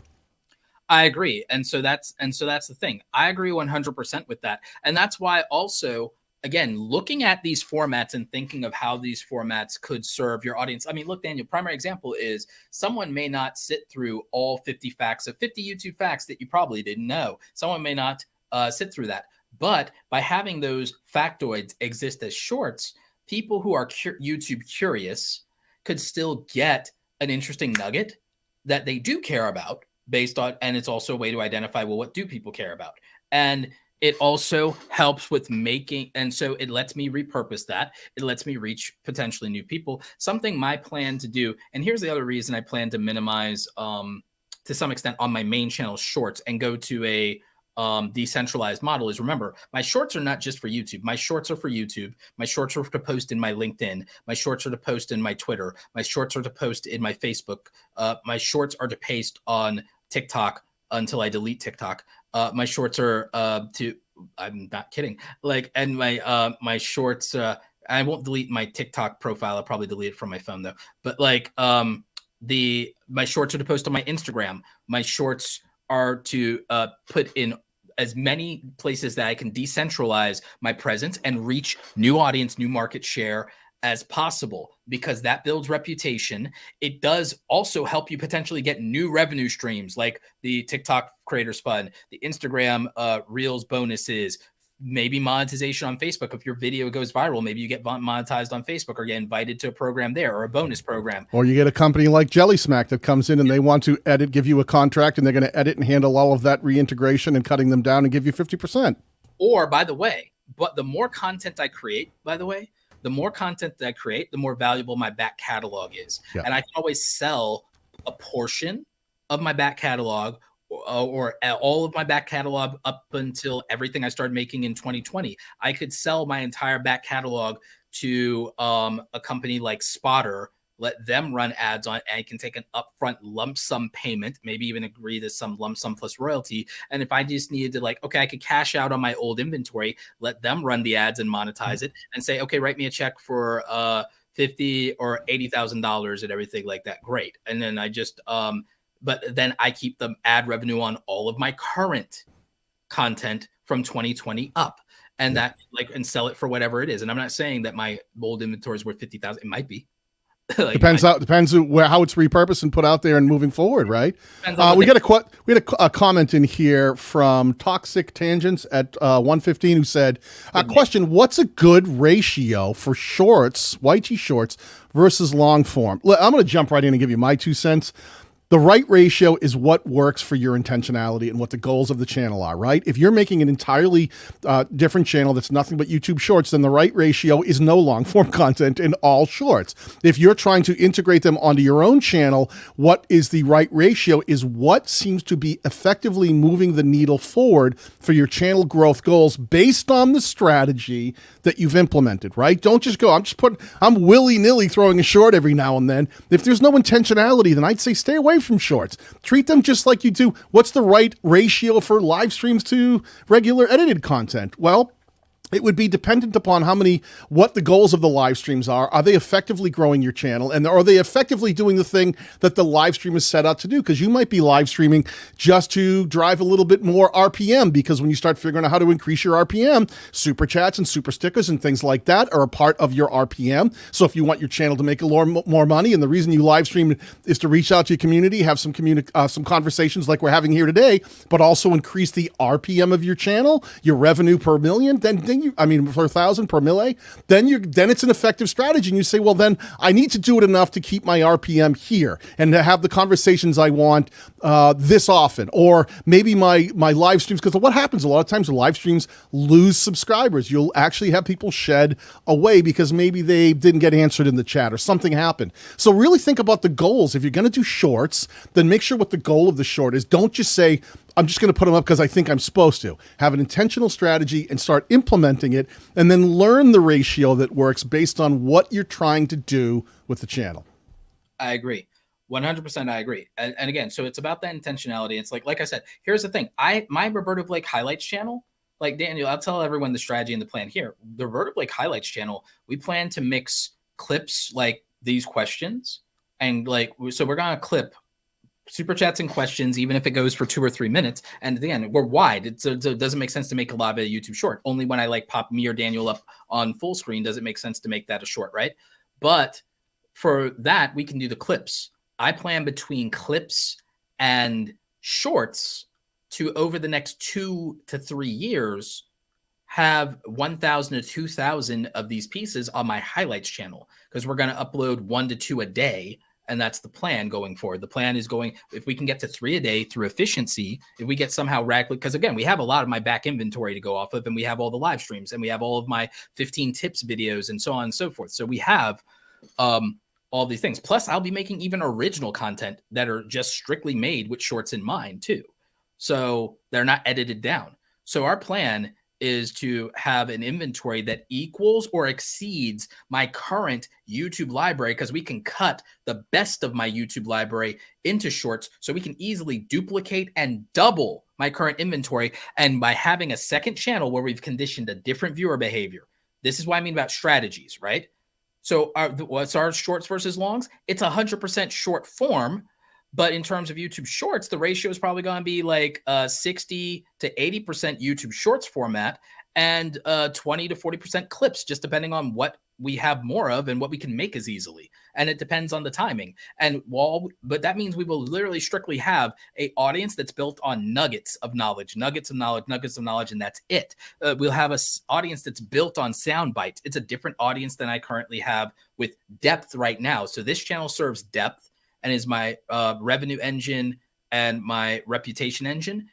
We plan to use my highlights channel as a reach and reputation priority, with revenue being the last thing we worry about. So it's a reordering of our priorities. Because remember, from my perspective, there are always 3 priorities for a creator: your reach, because that's your accessibility to an audience, your reputation with that audience you have, and then that ability to commoditize that into revenue. You can rank which things are a priority based on different situations. But once you're a full-time creator, your full-time thing is your revenue engine, pays your bills. You don't mess with it past a certain point. But then when you want to do something different and you feel like I can reach more people and I can enhance my reputation, you have to decide how much play does that go against messing with what already makes me my money. For that, you might want to stick with something like the 80-20 rule of and not just for shorts. I mean, for experimenting on your channel and messing with your channel, do 80% of what you know will absolutely make you the money you need to keep stuff going, to pay your people, to feed your family, to do whatever you got to do, pay your bill. Don't mess with what's working. You have a 20% room to experiment and play around, and your shorts content exists within the realm of the 20% of all of your experimentation, in my opinion. If on your main thing, if you're full-time or it's the thing that's making you money. That's why sometimes I'll say make a second or third channel that lets you have an outlet. Maybe you want to be more creative, and that's why you want to do this. You're bored, and that'll make it you able to live with doing the thing you do that makes you money, because maybe you're bored. Maybe you've been doing it for a couple of years. Okay, so maybe that's a reason to do a shorts channel. Maybe that's a reason to do a podcast is, hey, I entertain people, but hey, I want to show people that I'm not just funny, I'm smart too, and I'm savvy, and I built a wonderful business, and I want to help other people. Maybe then you become a podcaster, like how we've talked about a lot. Big YouTubers want to do podcasts now because they don't want to just be a funny face. They want to show you the layers that they have, but they know that their main channel is not a good vehicle for that, and their main channel is their cash cow. They're going to milk it and leave it alone. They're going to go somewhere else to do something else. And take that deeper. Remember, too, that like AdSense is a tough way. Neither Roberto or I rely on AdSense to pay the majority of our bills. It's all the other things that all our other revenue streams. So think about that, too, because this, how are you leveraging that content? How are you leveraging the reach? Are you working with sponsors? Are you creating shorts that actually feature product affiliations and brands you're working with? There's so many ways to do this that you have to think beyond the idea of how many shorts should I put on my channel? Well, why are you putting them there? What's the strategy? What's the goal of putting that content there? And you may not have to put any shorts on your channel, but if you choose to, don't do it just because you heard those are important. Make sure that you're approaching this content the same way you approach any content, with intentionality when you put it up on the platform. There was another comment in here. I want to show you something. Someone asked, it was the same question about, I believe it was Spidey was asking about, well, when's a good time if I were going to do premieres? Can you share my screen? When would you suggest is a good time to premiere a video? Well, here's the easiest way to do that. Go into your analytics and click on the audience tab and scroll down. And if you have enough views on your channel, if you've got enough data, because if you're brand new and you're not driving a lot of views, you won't get this information right off the bat. But this has when your viewers are on YouTube, and you can use this data right here. The darker the line, the more viewers are on that particular time frame and on that day. And you can start saying, well, look at this. I'm going to look at a Wednesday. I seem to have quite a bit of darker, mid-grade purple and dark purple. Maybe I'd like to put right about here where more viewers start showing up. That looks to be somewhere about the 4 to 5 o'clock AM range. I'm going to premiere mine on Wednesday. Maybe that's too early. Maybe I want to make sure that more of them are awake on, if I'm a United States creator,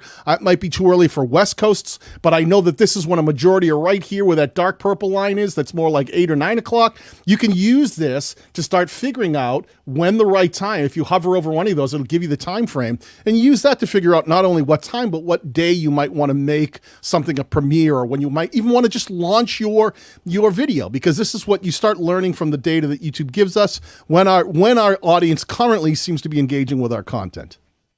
Exactly. So I agree with this. Again, I make data-driven decisions. So what? Say that again. Data-driven decisions. Decisions. It's like, yeah, data-driven decisions. That's also how I figured out, like, I can increase my AVP, like we talked about, but it's like, oh, I will make content for a week straight about a theme, a topic, a problem that's solving, whether it's video editing, subscriber growth, monetization, making money, like focus on a theme for a week. For a week, I might focus on, like, there might be a week where I literally focus on selling products or passive income or merchandise or something like that. Like I might focus on, it's like, oh, brought to you by Spreadshop, blah, blah, blah, and do a whole series brought to you by Spreadshop that's about, okay, we're making creator merch now and everything like that. Oh, here's how a tutorial on your merch shelf for YouTube. Here's how to design your t-shirt products and everything like that. Okay, here's 15 tips for selling t-shirts online. Okay, here is how to sell products and promote them to an audience. Here's how to sell to your YouTube audience. And then it's a sales video brought to you by Spreadshop, because then I'm teaching you sales tactics and how to promote in the context of having a YouTube audience. And so, oh, you mean I can get Monday through Friday 5 videos out of the same thing by thinking intentionally and saying, wait, if people watch this, they're more likely to watch this. If this is in their watch history, they're more likely to get promoted to the next video in that series, and so on and so forth. And then now in the future, whenever I make a one-off video, I have a playlist to promote for that video. So now I have this way to create these things, and like, oh, data. Duh. Well, yeah, just the thing. I think in a broader spectrum conversation, we're saying, well, when not only when's the right time to publish things, but in general, think about thanks for that super chat right there. Elliot family of $7, $5 tip because they appreciate you. Very nice. Thank you so much. Listen, one of the things you want to think about is, like YouTube right now in the channel analytics overview tab, if you go to the content tab, they've now broken up the content. Instead of all being content, now it's broken up to regular edited videos, short form content, live streams, and community tab posts. And they're separating that data for you. So now you can start thinking about, well, wait a minute. If I do a community tab post, it sends out a notification. Is that going to interrupt a video that I published this morning? Well, yeah, it might. It might squash that notification that you really want them to watch the video, not go to your community tab post. So start thinking about how all of your content works together when you're publishing, and how you can keep a lot of interactive engagement happening on your channel. That's what we talked about earlier. YouTube is looking at viewer behavior. Part of that behavior isn't just, are they clicking and watching your videos? Part of that is, are they looking at your community tab post? When you put up a notification, you post one, they get the notification, they come to your channel, they read that, they actually respond to it. These are all things that you can measure out over the course of a week. So if you have a channel where you go, it's really hard for me to publish, more than every 7 days, I don't have the time to do it. Well, maybe you can publish a short in between. Maybe you can publish a community tab post. Maybe you can go live for an hour. Maybe there's something else you can do in between to increase the interaction with your community and your potential reach on your channel by doing other forms of content and combining them together into larger content strategy.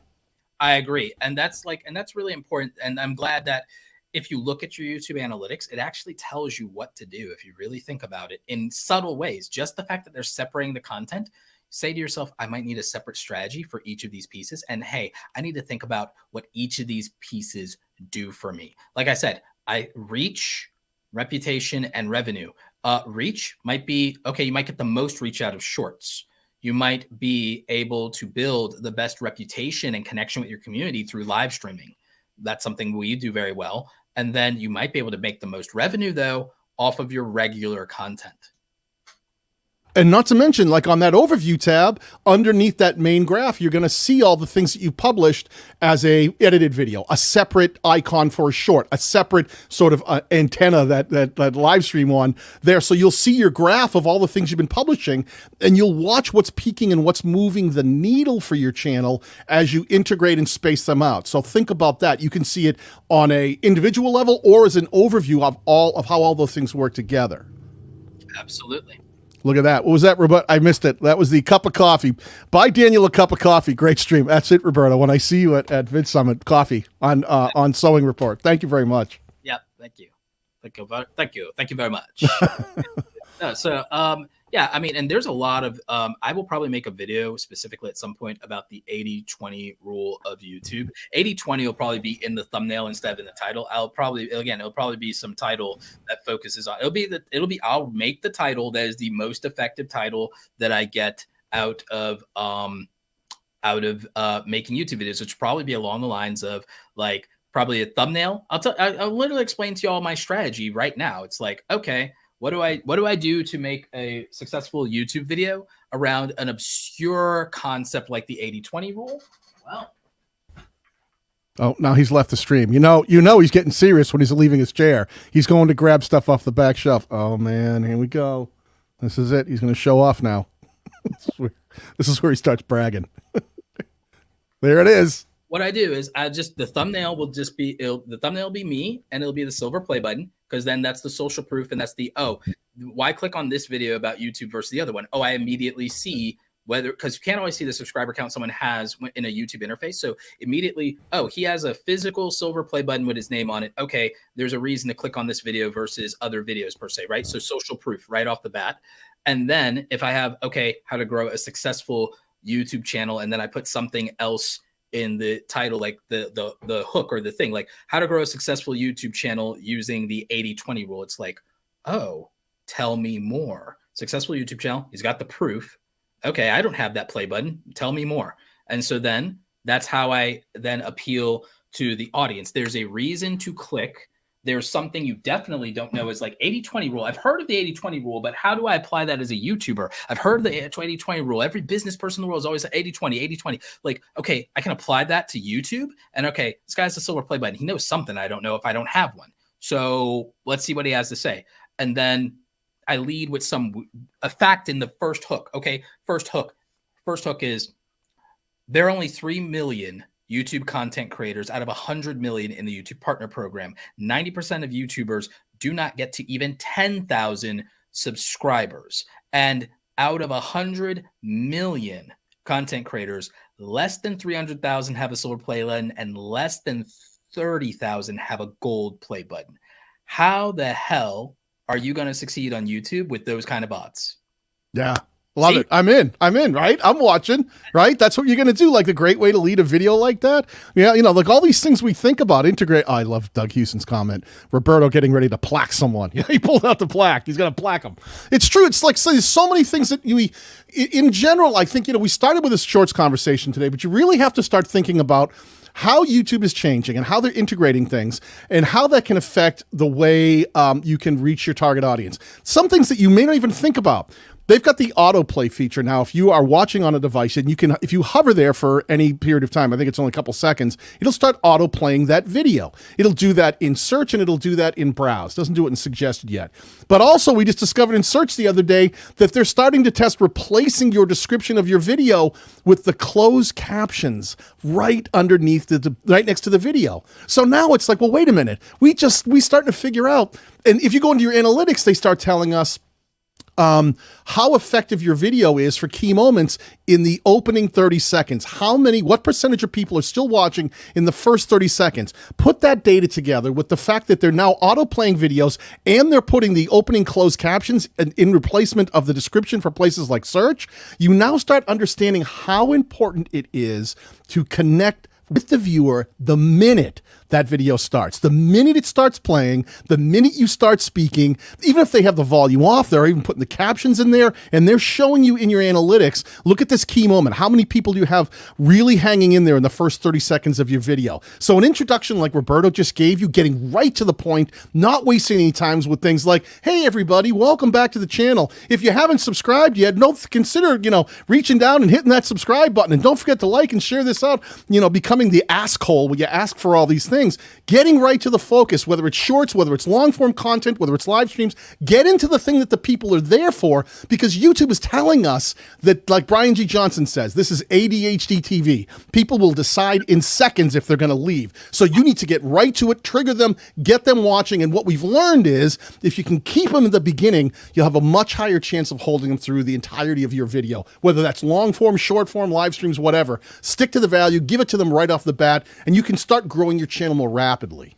Exactly. One of the things I just did, Daniel, is that's the kind of hook that I think can let me keep like 75 to 80. Because again, a lot of you have been sharing in Twitter. Follow me on Twitter at Roberto Blake when you want to see all kinds of little nuggets. I've been sharing in Twitter like how much data like I have on my first 30 seconds, especially through this 2-week experiment of making different content and posting daily.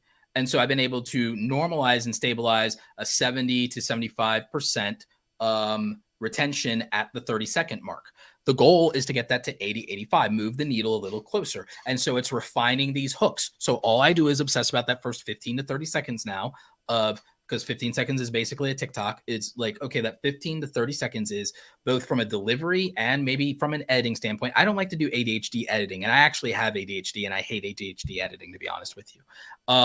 But it works. But what I've been doing is I've been finding ways around it that I can live with, whether it's doing the zoom in as you talk, then pop something on the screen. Like, it's been working, and so even with these stats that I'm thinking, I could use these stats to pop something on the screen, and that would cover me on this thing, and I can live with it, right? But the fact is, in the first 15 to 30 seconds of that hook that I just delivered, Daniel, like, I gave you like 3 or 4 weird YouTube facts that you didn't know if you're an aspiring creator. I've also triggered some anxiety about, how the hell am I going to succeed against those kinds of odds? You've like just really painted this bleak picture. Please fix this. Give me more. Give me, right? How am I going to cut through the weeds and be able to be, successful? If that's how hard it is to be successful, what do I have to do to be one of those people? Exactly so. And then it's like, well, you've got the social proof. It's like, you got 500,000 subscribers. You're halfway to gold. Like, all right, I ain't doing that. It's like, all right, you got the silver play button. I don't have that. So it's positioning. So one, I've created the unique value proposition of, hey, I'm going to tell you the truth, and I have stats and figures that you already don't have. Then if in the first minute I start showing my own YouTube analytics, which almost nobody does, which I'm like the OG of that, they're like, oh, wait, what? Somebody's showing their actual analytics for the actual channel that they're on? Like, revenue, everything. He gets out there naked, folks. Roberto, when he runs into the yard, he's completely nude. He lets you see it all. You can see every penny he's made and where he's made it from. The RPM, like it's like, break down the whole enchilada. Right. There's a great question here from Pro Justice, just jumping off the thing we were talking about, that said, if it does autoplay, does it still count in views? So here's the thing. It is always counted as a view once it starts autoplaying. But recently YouTube made another change where they actually started including it in your CTR. So if someone actually hovers and it starts playing, they actually include that as a click. That wasn't previous, but yes, it is included in views. And listen, I know the follow-up question. Well, what if they hover and keep going? Does that ruin my AVD? Listen, what we're trying to do here is create viewer behavior. So think about the videos that people scroll by and don't even let it autoplay. So never get freaked out by one thing. It's going to ruin my average shoot. Stop. Think about how you can get people to do something where they stop, they hover, and if they watch 30 seconds of your video and then move on, that's still 30 more seconds than those other videos they scrolled right past. Right. But one thing, autoplay and on preview doesn't count as the view count. It counts as the impressions. You're right. The impression click-through rate. That's why when you see your impression click-through rate and you're like, wait a minute, when I calculate the raw number of views I have and my impression click-through rate, it doesn't match up. That's the reason. It's that it counts for the impression click-through rate number. It's not a view. The view counts when it's clicked. When a click happens is when double check that. We were talking to Todd the other day. I'm pretty sure that's now counting. It's been counting as a view. I still think they include that as a view. up until now, have they been doing that, or I think when it first got introduced as it was a rolling, I don't know from the very get-go, but I know that they now consider that a view. The problem was it wasn't being included also in your CTR. So you're like, where are these? The reason it was different, it was like, well, how can I have this many views, but the click-through rate doesn't match up anymore because they were counting it as a view, but not as a click. So you got the right thing. I think it's a little reverse where they've now said, let's match that up. And when you hang and you watch, it's a view, but now you'll see it in your click-through rate as well. So you'll understand these numbers start adding up and being even now. They're calling it a click. Yeah, because that's the discrepancy in the audits. That's it's another example of YouTube really trying to pay attention to build a platform that makes sense and solve problems and move forward and really try to improve the way that we can understand how we're connecting with our target audience. I will say this, by far, forget TikTok, forget Facebook, everybody else, YouTube by far has such better analytics in terms of understanding how your content is being responded to. That's what data in your analytics, all those metrics mean. Are people clicking? Are they watching? How long are they watching? What are they going on to watch next? How can I improve upon this? Which part of my content do they like the most? What are they skipping over? What are they rewinding? We've now got the graphs. People get it all wrong. Like, you got the graphs that are the replay graphs. If you hang on someone's video and scrub through, you'll see like this little wave on higher performing videos. And people think, oh my God, that's a retention graph. People are going to start skipping ahead. Everybody physically who watched that video represented in that wave technically could have watched the entire video, but it's the most replayed areas, which start giving us ideas of, well, what did people get excited about? What did they stop and go back and watch again? How can I double down on that? How can I learn more about what's really engaging my community and start doing that more frequently? That's the kind of things that we can learn from all these new features. Really, really great stuff being put out by YouTube. It teaches you what they really care about, and what they care about is what they respond to. Everyone keeps worrying about reach. I keep saying reach. All right, there's some, like, you can refine that later, but focus first on how people who you did reach, who did click, focused on how they responded. So I don't worry about the views I didn't get. Understand, I don't worry about the views I didn't get. I've stopped worrying about it. That's why I can go back to daily content. I can go back to daily content because I'm no longer in my head that, oh, this video has to perform this, or I'm going to be judged on my view to subscriber ratio. Because, well, first of all, I know that view to subscriber ratio is crap. It's BS. It doesn't actually matter. And I know a lot of big YouTubers and their fans like to tout and love this. Oh, it's about how many views you got on every upload. Yeah, if you're over 1 million subscribers, you can worry about that. If you're over 1 million subscribers, you can worry about how many views you're getting in every upload. But frankly, if you're making the money you want to make, or you can, maybe you don't worry about the views on every upload. Because the thing is, I will take my 100,000 views, I will take, or rather, put it differently, I will take 500,000 views in a month on my channel against almost any entertainment channel's 5 million views, because I will make the same money and be a lot less stressed. Because and you know what, you know how to leverage that. You know, everybody thinks that this is all views are created equal. They are not, I can promise you. And how you can leverage them within your niche and how you can do more with that is an ongoing conversation that I'm so glad someone like Roberto is always here to talk to the community and show his analytics and talk about revenue strategies and talk about content strategies. These are the things that you really need to start thinking about beyond just simple vanity metrics like how many subscribers, how many views. That's old school stuff. You have to start thinking deeper than that. We'll do it. Well, actually, the 90-day view is actually really dope because you can see what happens in the difference of the fact that for the last 90 days I haven't posted any content, and then you can see, oh God, there he goes. Yep. The content. But also, I want to show you guys. You want to talk about revenue? It's like, all right, I'm super transparent. Watch this. This is not for bragging rights, by the way, just so we're clear. You can brag a little bit, but like, this is about like, okay, would you rather have more views but make less money per view instead of worrying about how many views I get per subscriber? I'm thinking about like, how much money do I get per 1,000 views? How many views can I accumulate in a 24-hour cycle? Daniel, you know my secret strategy. My secret strategy is, okay, RPM, $15 an hour, or sorry, $15 per 1,000 views. I get 15 per every 1,000 views on YouTube on average. That's my But take. that is so people who may not understand this, when we talk about RPM, YouTube has put this new metric in here recently. It's been in the last year, and we now know, because they used to give you CPM, which is how much an advertiser was spending on average to put an ad on your monetized views. But what YouTube was smart enough to do is come around, add RPM, which now tells us monetized or not monetized, meaning maybe there's some of these you didn't have an ad playing, even if you put it there, because YouTube sometimes skipped them based on, they want the viewer experience not to be flooded with ads. But based on every 1,000 views on your channel, what kind of revenue are you driving? And look, that number's huge. Over $15 for every 1,000 views, no matter if they were monetized or not. Normal YouTubers, it's between 1 and 5 for most YouTubers. Most YouTubers, even the big ones, even your favorites, theirs is between 1 and 5. And that's the truth. So the difference is monumental. It can be 10x. So the thing is, I can get less views. And the thing is, the amount of cost and effort they have to get those views is to start to then to profit or break even. So my ability to profit or break even is a lot. It's more ROI positive, because I don't have to spend as much money as they do to get views, to make content that gets those kind of views, to do spectacle content. So again, my profitability margin, my margins of profit are higher. I'm more profitable. And that's not to brag. That's not to say, oh, screw them or nothing. No, it's just to give you perspective of there's more than one way to play the game. The younger you are, you care more about clout than you do cash. Me, I'm almost 40. I care about stuff in the retirement fund at this point.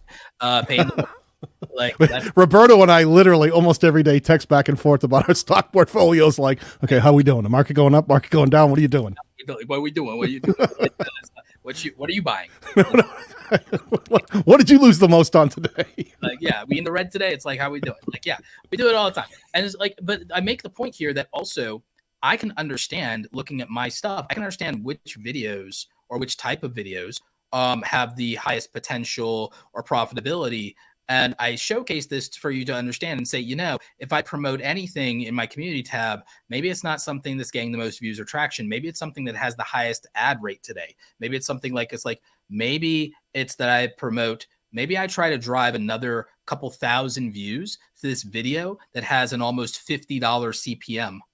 Maybe that's what I do, because those views are more valuable. So if I'm going to get an extra 1,000 views, maybe that's the one I want to get an extra 1,000 views on. Maybe it's this one around monetization for the same reason. Maybe those are what I share more often in more places. Maybe that's the one that I plug in my newsletter. Not, oh, I want my newest video to get the most views possible. It's like, maybe what I want is I want to reshare and redistribute in Twitter, Facebook, LinkedIn, anywhere that I can siphon an extra 1,000 views today.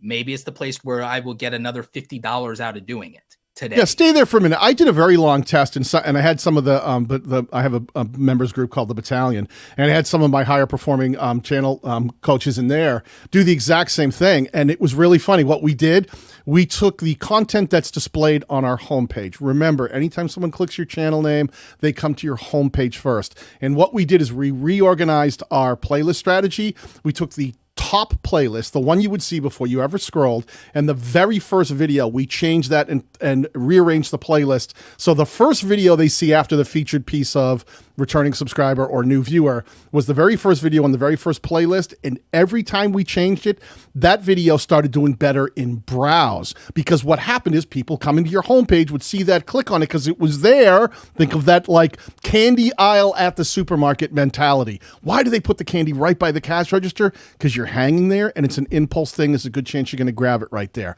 Same thing's true with your channel homepage. Stuff that's easy to find right up front, right out top. That's a place where people are more likely to click. So if you have a really great video that's done well, that seems to be, it's got a very high RPM, that's a great place. Move it up and put it right in their face. So when they do come to your channel homepage, good chance that that's something they're going to click first. And now you can leverage videos that are going to drive more revenue to your channel. If that's the strategy, maybe you want to drive more awareness, more views, because YouTube starts seeing what's happening based on viewer behavior, right? So if they start clicking things on your homepage when they're kind of looking around, you can see YouTube pick that up. I have all the data to back this. And all of a sudden, all I needed was another 30, 40 views in a given day or so. And all of a sudden, the browse traffic went through the roof because YouTube realized a lot of people who are interested in Daniel's channel are watching this video. Well, I put my thumb on the scale of viewer behavior because I changed the experience where the video could be found. And now YouTube can leverage that and go, why don't we start trying to recommend it to other people who haven't watched it yet, who've been, they've got Daniel in their recent watch history, and let's see what happens. And every single time, views increased substantially. Exactly. And so by having a whole week dedicated to YouTube monetization, or to rather, I would say creator monetization, because there's going to be things in there that'll not have YouTube in the title, but it'll be somewhat of a make money online type video per se. Like the video that I'm planning for memberships is not just about YouTube channel memberships. So as a primary example, because then, I can talk about Uscreen, I can talk about Patreon, I can talk about Kajabi. It's a more of a make money online video than a YouTube video. But the point is, think about it. So next week, in my most recent uploads, I'm going to have a bunch of the most profitable content that I possibly can. It really is not just a, make money milk play, because it is like creators have questions because this new Shopify YouTube play. So now I get to make a video that addresses digital products, and it makes sense because now everybody with 1,000 subscribers that's monetized has to think about, well, do I make stuff on Shopify? Do I pay for Shopify? Is it worth it?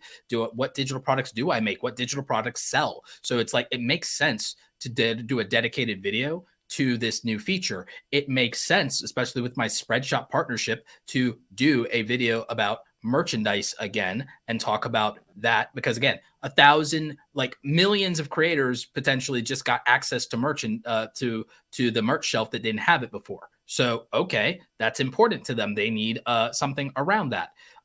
Monetization is always a hot topic on the channel, but giving 15 tips for that, doing something, okay, here is 15 tips around that. Here's 15 tips on being a full-time YouTuber. Here's a dedicated video on being a full-time YouTuber. Leading with these things, these are evergreen pieces of content. They will make me the most potential long-term money. They're concentrated in a week. It shows people, and I have videos about these topics already.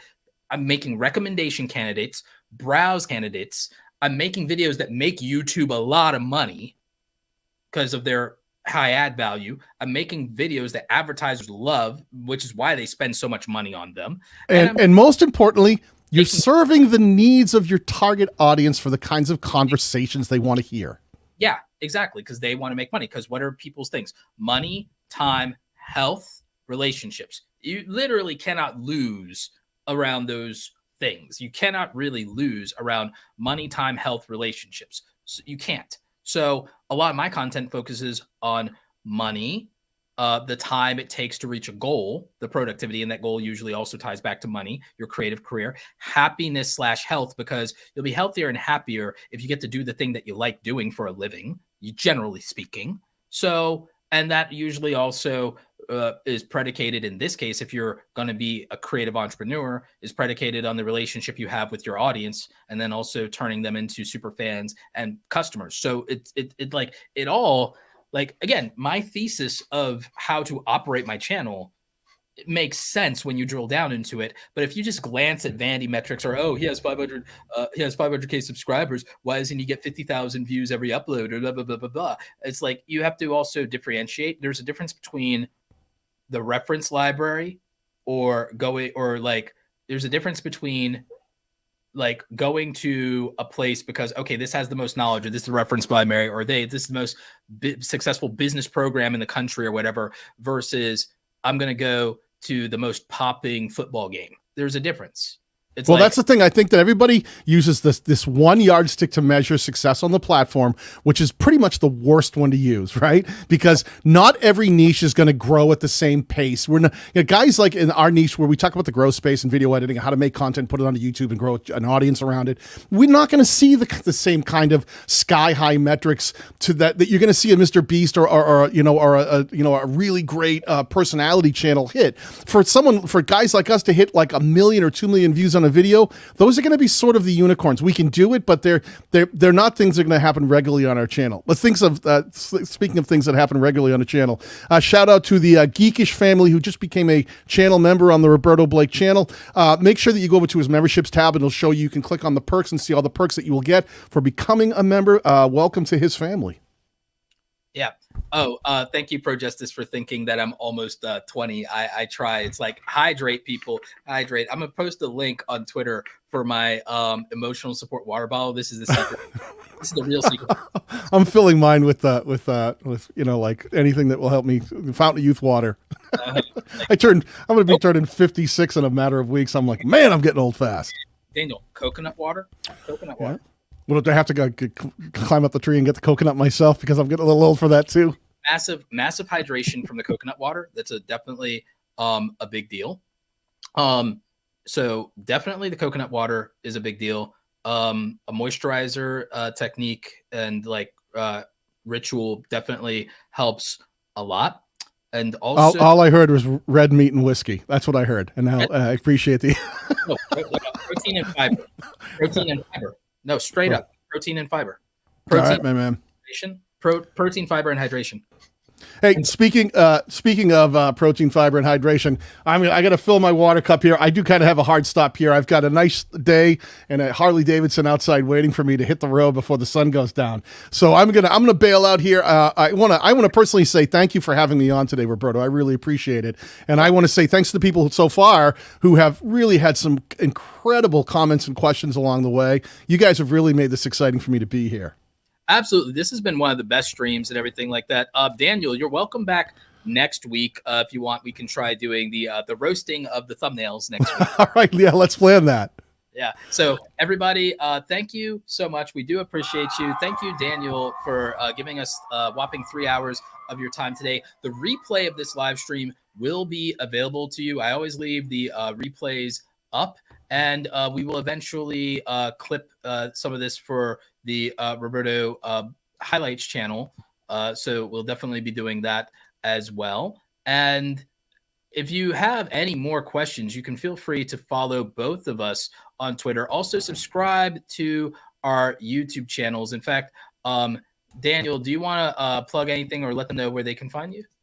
Well, it's Daniel Batal. My channel is Daniel Batal. My website is danielbatal.com. So anything Daniel Batal on Twitter, it's Daniel. It's at Daniel_Batal. So it's usually my name. So I'm easy to find. All right. Excellent. Everything. Thank you so very much. And to the questions, Daniel, you also offer consultations, as do I. So you can reach out to us directly for that. For anybody wanting to do consulting with me, my links are usually in the description. In the replay, I will put Daniel's information up as well for any of you and everything like that. But thank you, everybody else. We are out of here. That is Peace. it.